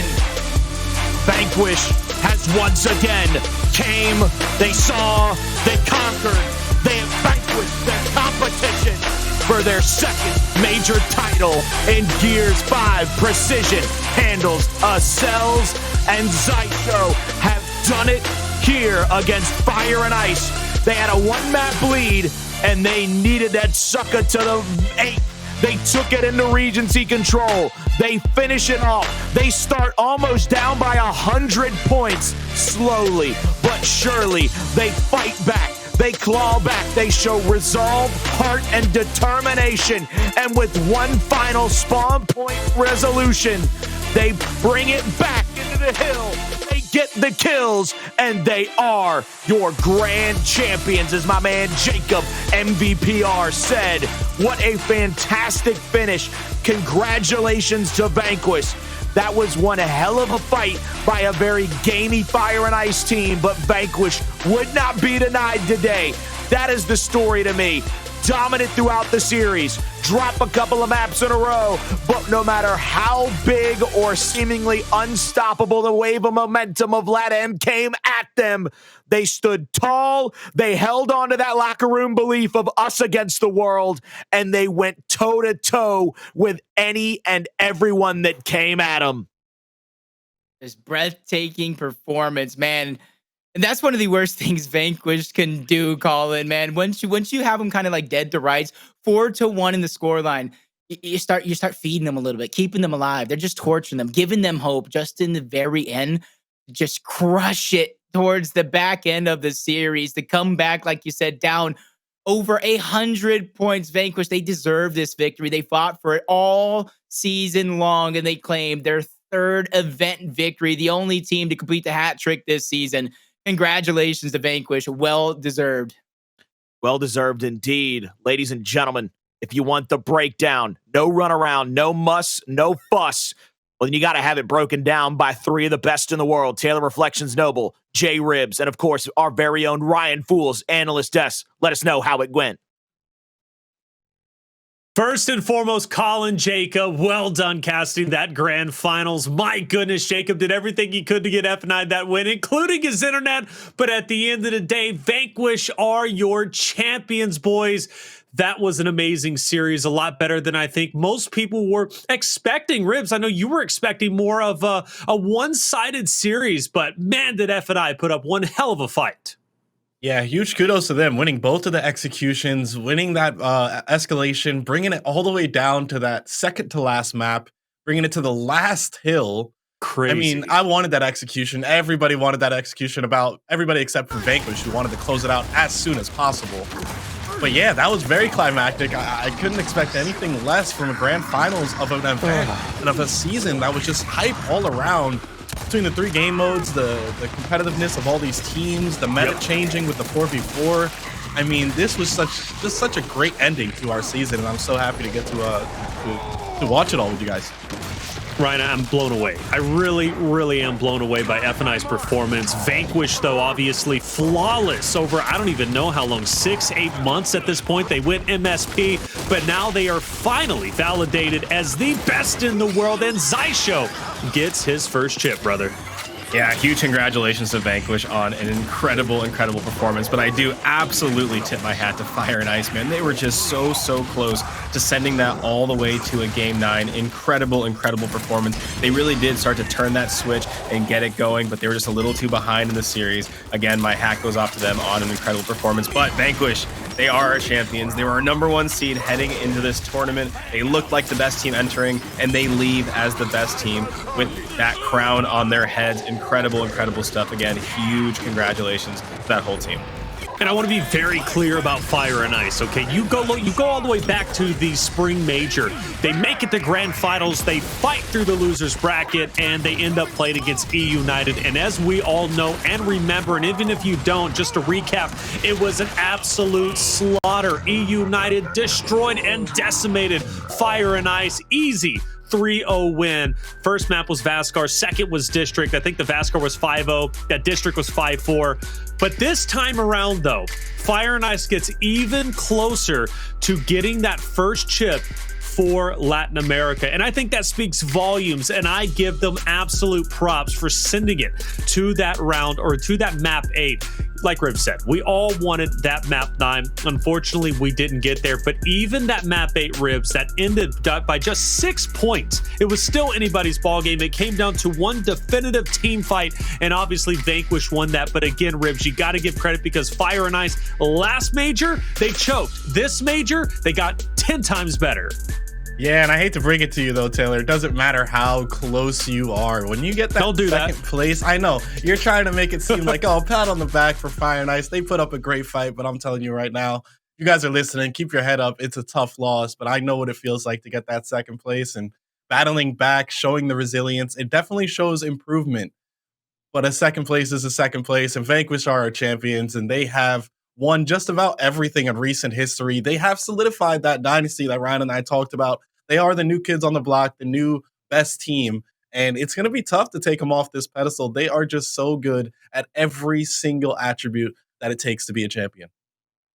Yeah, I mean, you can see also the power of that winner's advantage as well, right? You can see how close that series became, right? And the fact that Vanquish came in with that winner's side advantage, that one map, did go a very long way. So again, huge congratulations for an incredible performance from Vanquish. They have been the ones that have been running the table, right? These past few months, this whole split really has been about them. Ever since they picked up Xysho, they have just been on an upward trajectory that is certainly ending in the best way possible this season with a championship. So once again, man, a huge congrats to that team. And again, like Jordan said, from Fire and Ice, man, keep your guys' heads high. You guys put on a hell of a show, Xploidz. You were a walking highlight reel. I had such a good time watching you with that sniper rifle in your hand. I know we're going to see incredible matchups between these two teams down the road. And, we got to think about how special it is for Vanquish to win tonight and really, kind of reflect and recap on the entirety of Season 2, right? Season 2 brought along two new game modes, Control, Execution 2.0, as well as Escalation. Obviously not new, but still 3 game modes in its entirety. We talked about and built up the storyline in Phase 1 of Season 2 and kind of said, teams are going to have to work extra hard to adjust and adapt and become that dominant team. And the reason why is because you had to adjust to Control. You had to relearn Execution and obviously Execution 2.0, especially for Gears 5. And then, Escalation, it kind of evolved naturally as it did. But Vanquish, though, found a way to evolve, adapt, and overcome throughout every single stage and every single phase when it came to Season 2. And that's a special thing. That's a rare breed of people, Ryan, to be able to do such a thing.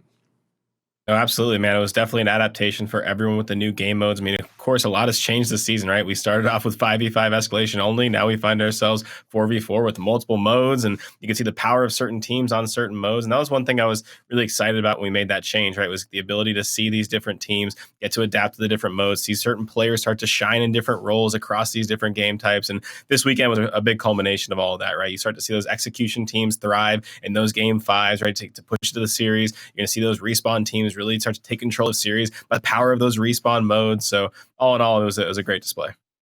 Well, we still don't know, Ribs, I guess, where championships are won. I guess at this point you can say Regency Control is where championships are won. I know Blaze was wanting it to be Clocktower because he kind of set that narrative up early on. But hey, I mean, Vanquish won it on Regency. And maybe we'll get a definitive answer, right? Which game mode and which map wins you championships in the future? Yeah, I mean, I want to say when it comes to the specific game modes, the hypest execution has to go to Clocktower. We saw so many hype Clocktowers. And then, yes, Regency. There's so many times we have two teams at 290 plus, and we're all just at the edge of our seats, just biting our nails. And it comes down to these final moments. I mean, but it is going to be Control for me, the game type that helped Vanquish win this championship. They lost both executions there, but the controls really helped propel them to that championship. And they were just so consistent on it. And by far the hardest game mode to be consistent on, my opinion. Yeah, 6 points separated them from a championship to potentially not a championship, depending on how those, or as we saw those executions go before. We've got to hear, though, from the champion himself of Hndles. Jordan Curl is there for an interview, and I can't wait for this. I'm super excited. Jordan, take it away. Thank you so much, Taylor. Hndles, congratulations. Appreciate you. Gears Summer Major champions. You look very comfortable right now after that long series. Obviously, a thrilling finish. Were you dropping a little sweat, though, after Fire and Ice won a couple maps back-to-back, though? I mean, like, we were dropping a couple maps back-to-back, and we tried to not let it get to us, We just have to keep pushing because at the end of the day, nobody has a tank like my team. So we were just, being calm and composed about it, respect, them playing good. Because at the end of the day, that's really what it came down to, on top of us not, being up to par. But like I said, like, nobody's resilience matches my team's. So I love it. Love to hear it. So obviously you fought through some incredible competition to get to this moment. I think we all know that winning is everyone's goal, but only few can do it, you being at the top right now. So when you look back at this entire season, when did you know that this was the championship roster? I mean, from the moment, like, we've had our eyes on Mario for, like, or Xysho, as you guys know him, for a while. Like, when he was on Noble, we were looking like, dang, like, that guy kind of needs help. And, like, due to our, unfortunate circumstances with, Sam and us having to look for a new fourth, we were like, that's who we want. Like, that guy is literally a one-man army, as he put on a show this weekend, as you guys might already know. He's a one-man army. So we just had our eyes on him for maybe, I want to say, like 2-3 splits now going on. Wow. Yeah, and also speak to your other teammates, and obviously you guys just popping off at different times throughout this tournament, really putting on a show. How well do you guys, we've seen it cohesively as a unit and teamwork, but also off the sticks too. How do you guys mesh so well? I mean, like, Raul and Ethan, Precision and Acells, and I have been a core 3, I want to say going on a year and like 4 or 5 months. So like we're going to hit the 2-year mark pretty soon. And like Yeah. we mesh so well just because like we have fun while we're doing it. At the end of the day, it's a video game, and we're gonna have fun. Like sometimes after we're scrimming, like if we had bad scrims, everybody's frustrated. Like we don't just get off. Like we'll go play ranked and just like laugh about it. We'll turn some streams on, just vibe out with each other. Yeah, that's good. Friends on and off the sticks definitely helps with that chemistry, and it obviously shows while you are competing. Now, you've claimed the throne as the best team in Gears, but we're headed into a bit of a break until the next season. Just thinking about this moment right now, how do you want to celebrate your victory after this long weekend? I mean, to be honest, it was a long, hard-fought battle, and like we had dropped the map. No, sorry, we had dropped the series to Rise on Friday, and like we weren't feeling too down about it because it's Friday and everybody's good on Friday. But Saturday and Sunday we pulled up when it mattered the most, and we got the job done. So like we're just gonna go into Discord and just have a good time, celebrate. Yeah, And after, what do you I don't mean to think? cut you off, but after Yeah, we're go done ahead. celebrating, we're getting back on the grind because it never stops. Yeah, I feel you. Grind never stops. So, any final thoughts or words for your fans or the organization or anyone else? I just want to give a huge shout out to our fans, our family, our supporters, VQ, and shout out the haters as well, and a big shout out to UMG. We're forever grateful for you guys for giving us a season 3, and all the staff. We can't thank you enough. Words can't explain. So we appreciate you and we thank you guys. Hndles, congratulations Thank on you. the win. Thank you so much for taking the No time. You problem. do deserve a break after this long weekend. So we'll be looking forward to seeing what Vanquish does, especially in this upcoming season. But for now, enjoy Thank you. your championship. So Taylor, guys, take it away. Hndles is that boy. Look, check this out. I've become a big fan of Hndles since watching him compete. Like I said, he's always the first one to show love during a matchup, and he's always the biggest impact player, at least in my mind. I know we're always hyping up Xysho, Precision, Acells, and for good reason, but Hndles is a guy that I've been pumping up and becoming more of a fan as of recently, just watching his gameplay. He's always a selfless player, and that's why I love him. Great interview overall. Seems like a humble guy, but he understands, hey, at the end of the day, Ribs, it's just a game. Yeah, oh no, I love that statement so much, and it just gives you his perspective a little bit, especially in a team game. You can't take yourself too seriously. Yes, this is your profession. This is your livelihood. This is what you put so much time into. But for yours to be able to take yourself and look at yourself and be like, it's still just a video game. I'm doing what I love. It's a hobby. It just so happened to be that I'm the best in the world. Just well spoken to the man himself, Hndles, Sean. So cool to see you grow up and now be a back-to-back champion or multi-champion. Sorry. And Yep. yeah, like I said, you guys are the new dynasty. There's a lot to be said about that. But you guys have gotten to that mantle, and you guys hold it well. Ryan, anything from that interview sticks out to you, brother? Oh man, I love that interview, man. For one, just so you guys know, Hndles, he kept it cool and calm there. Hndles is like one of the funniest guys in the whole community. So definitely check his Twitter out because he's always clowning, having a good time. But man, I did love that interview. Like Jordan said, man, his outlook on the game, his outlook on his team, his outlook on sort of how to compete is just so cool. And you heard him talk about the fact that them as a team are very close outside of the game as well, right? After a bad night of scrims, Right. They're still with each other. They're not getting resentful, things like that. When you have a bad night of scrims, you start blaming each other. That resent builds up, and that's how you see some of these team changes start to blow up on teams and implode great rosters. So I love the fact that these guys truly love each other. They love to play with each other. They love to play games outside of Gears, right? They love to treat it like what it is and then still just go out and have a good time. That chemistry goes a very long way. You heard him say they've been a trio now for like a number of years, right? So that's Right. something that's very, very cool. It just shows, what happens when you work hard together over time. No one knew who these guys were heading into Gears 5, right? No one knew who Precision or Acells were when Gears 5 came out. Now they find themselves as some of the best players in the world. So again, a huge congratulations to that Vanquish team. And I love that interview with Sean.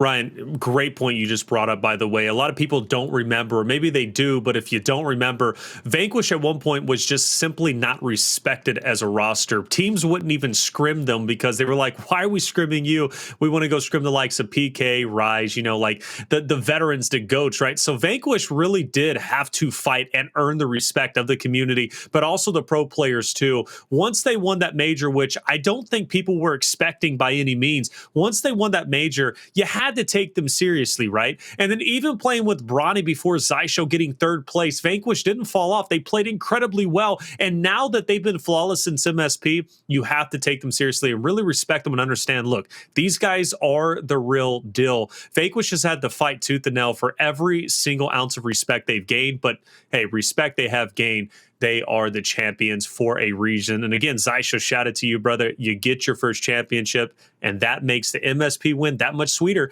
because it validates you and proves it wasn't just a one-time thing. Let's look at our champ bracket and run through how everything ended up unfolding, Ribs. It was a great time. We start off in losers round 4. Yeah, I mean, I love this bracket so much. We talked about it coming into today. The fact that we had our top 6 seeds going into Championship Sunday was just so fitting. You know, there's a lot of questions about how the Swiss pool play works, and we love it on the broadcast side of things. We see so many hype matches on Friday, and like Hndles said, everyone's so good on Friday, but it just so happened to pan out that it gave the proper seeding for us to see almost every matchup we wanted to see. The teams that needed to win to get to the finals, they had to beat everybody to get there. And that just makes this bracket, the competitive integrity of it all, just make it seem that much more sound. And I know, Ryan, that puts a smile on your face because it's your job to make that happen. And I feel like there was really no stone unturned after this bracket. Everybody, had to prove themselves, and it's Vanquish in the end that win 5-3. Yeah, no, this bracket was incredible, man. I know when it first generated, we were kind of looking ahead at some of the matches, some of the what ifs. We were looking at all kinds of just scenarios, right? And then look what we end up with, right? We end up with our number 1 seed and our number 2 seed playing an extended series, going super, super deep. NA versus LATAM. You can't ask for a better ending, and it is Vanquish that ends up on top. So I'm with you, Jordan. That whole bracket from top to bottom was incredible. We saw so many game 5s, our first major event with the multiple modes, with the best of 5 series, and we just had tiebreaker match after tiebreaker match. I'm definitely tired as all hell, don't get me wrong, but I was entertained every freaking second. Right, we had a 14.5-hour day or a 13.5-hour day or something on Friday, and then Saturday was like, 10 hours, 9.5 hours. Today is 11 hours, but I wouldn't want it any other way. I just got corrected. It was 12 hours, I guess, yesterday, so I apologize. But, and not to mention, too, Pittsburgh Knights having the run. I mean, come on, I can go on and on and on, but it's already a long day. So, hey, it is an important time, though, right? We know who the champions are. Clearly, Vanquish, Fire and Ice close second, and then, of course, Pittsburgh Knights in third.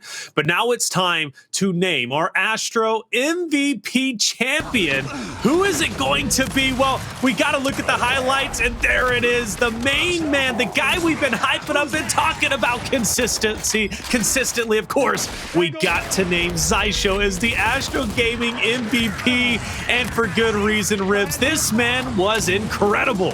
Listen, man, his teammate Hndles just called him a one-man army. They said they wanted to pick him up the second they had to pick up a new fourth. They weren't able to right away. But hey, I didn't know his name was Mario, too. I mean, I want to call him a one-man army. I want to call him Super Mario. But we could just call him the Astro MVP. That works with me. There you go. Ryan, what about this guy? I'm telling you, he is, look at that. I mean, his stats, and he was IGL. That's incredible. It is truly incredible. I mean, the guy, like Hndles said, does it all, right? He's the in-game leader. He puts in insane stats. He puts in work with his shotgun. He puts in incredible damage, and he's their sniper, right? So, like, what can't this guy do? When that guy's not cracking you with snipe, he's chunking you for a 2-piece. When he's not chunking for you for a 2-piece, he's lancering down half your team as a human turret. The guy is just unbelievable, and obviously we talk about the fact that, someone like Explosive is retiring. He reminds me a lot of Explosive. I don't mean necessarily by the direct play style and the movement and all that, but he's just such an active player on the map, right? Explosive was always kind of looked at as the most active player on the map, always touching the most parts of the fights. You see a lot of that with Xysho, right? There isn't a fight this Vanquish team takes where Xysho isn't leading the troops, but also putting in an incredible amount of damage. And to be compared to a player like Explosive, obviously, is a huge compliment. So I'm just very excited to see what Xysho can do with this team, what he can continue to do as a player and as an in-game leader. And a huge congratulations for being our Astro MVP. Incredible stuff, and it couldn't be any other player, in my mind at least, right? Xysho was very clearly the MVP, and for good reason. Look, Hndles saying the one-man army, but, what's the future? You asked that question. Well, Hndles gave it the answer in the interview. He said, we're going right back to grinding right after this, because the grind never stops.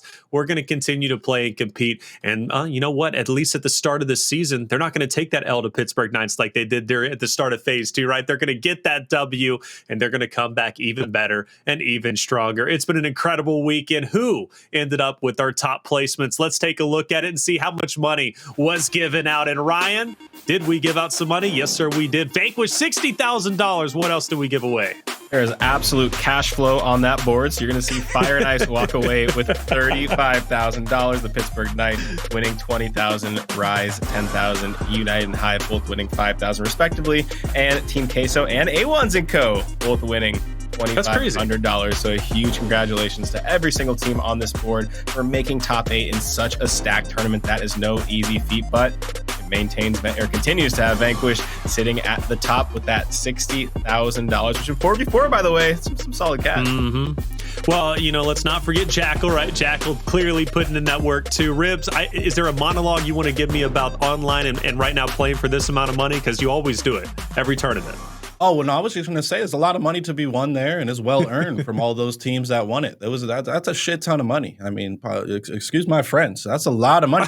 And you look at the second and third place teams; those are two Latin American teams. It's great to see PK and Fire and Ice up there. Someone do the math real quick, maybe in the chat. $55,000 US. How many pesos? How many pesos? Ryan, I know you're good at math. How many pesos is that?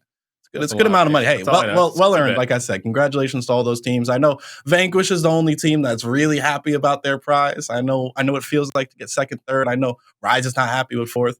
But hey, take your paycheck, get back to the grind, like your champion just said, and get ready for season 3 because we know it's coming. We got the schedule out. I don't want to I know we have to talk about that eventually, but season 3 is right around the corner. Right around the corner. I'm going to tell you one team that is happy, A1s and Co. And by the way, A1s and Co. came from the Challenger Series. That's all I'm saying. Hey, free 99 to play in that.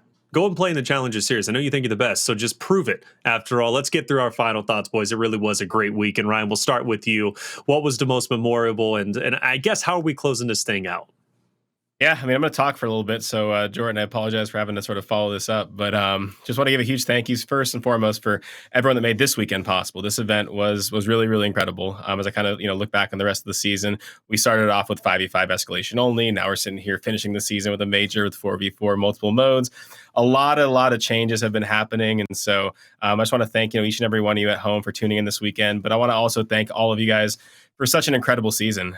This for me was super, super memorable. This was, the first time sort of managing the program that's done so much for me in my life for over a decade now. So this has been a year that I'll never forget. I've had so many learnings, so many stumblings, so many peaks and valleys. And at the end of the day, this community and this esport just means so much to me. So I thank each and every one of you for, putting your trust in me to be the guy in charge of the program. I've had such a blast doing it. I can't wait for next season. We've already put the entire roadmap for the season out, so you guys know exactly what's coming. And just want to thank all the players, all the staff that made this possible, my team at UMG Gaming, my partners at the Coalition, sponsors like Astro Gaming, every single one of them make this possible. And this was truly such a memorable year for me and our team. And so, again, I can't just thank you guys enough for being here on this journey. And let's continue to make cool things happen, man. We got a whole nother season coming.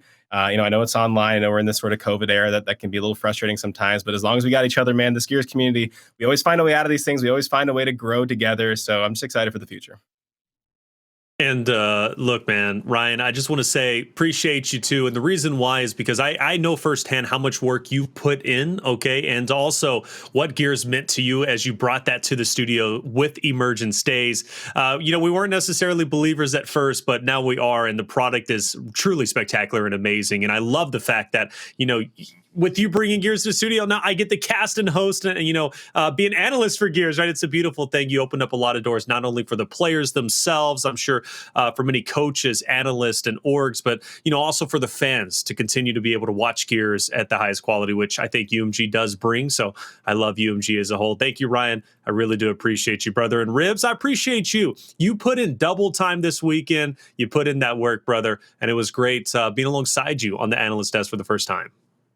Oh yeah, it's always an honor and a pleasure to be a part of these shows. And Ryan, I just gotta say, you do a great job. I mean, UMG, I love you guys to death. Honestly, between you guys, the Coalition, all of our sponsors, the players, you guys have evolved Gears Esports within the last season or a couple splits. And like you said, I mean, Gears has had its struggles, but we make it through as a community. But it's really thanks to people like you that put in your blood, your sweat, all of your effort. I mean, you're a family man. You got so much going on. And you keep this community alive, you keep the esport alive, and I'm just glad to be a part of it and do my small part it's all a lot of working pieces, right? So we all do our part, and we're able to put on shows like we did this weekend. Thank you very much. And this One thing I show want to point was out too, amazing. by the way, guys, is a lot of times, I'm sort of like the face of all this stuff sometimes, right? So a lot of times it's me who gets the thanking, but the real people that deserve the biggest thank you are my team at UMG. I can't tell you guys how hard these guys work day in and day out, and every single thing that you guys see, every single stream you guys see, every single post you guys see, good or bad, every single tournament, every single match, every single pro league night, every single broadcast, there's a very, very small team, but very hardworking team that makes those things happen, right? And these guys are the hardest working men and women that I've ever worked with. I'm so thankful to have all of them by my side. I'm thankful to have our talent team who just bust their ass on a day-to-day basis to give you guys the best show possible. So again, I really love all the love I get and all the credit I get, but honestly, it's everyone around me that makes this possible. I couldn't do it without a harder working team around me. So if you guys can, please just thank all the people on our staff over at UMG. They're, again, the hardest working people I've ever met. It'd be goalie Jordan, Hunter, and really everybody else who puts in that time and effort and that work. It's, like you said, small group, but we make it happen, and it is a beautiful thing. Love UMG. I love working at UMG. It's the greatest company in the world. Hey, it's going to be a great day. I know everybody's wanting to go to bed. Hey, we've done, 30 hours over the past 3 days, so all good things must come to an end. But for myself, Taylor Reflections Noble, Jordan Ribs Ribeiro, Ryan Full Summers, Toby Campbell, Blaze, Colin, Jacob, our production team, and you in chat, thank you so much for being here. And please join us again on our next broadcast here at UMG Gaming.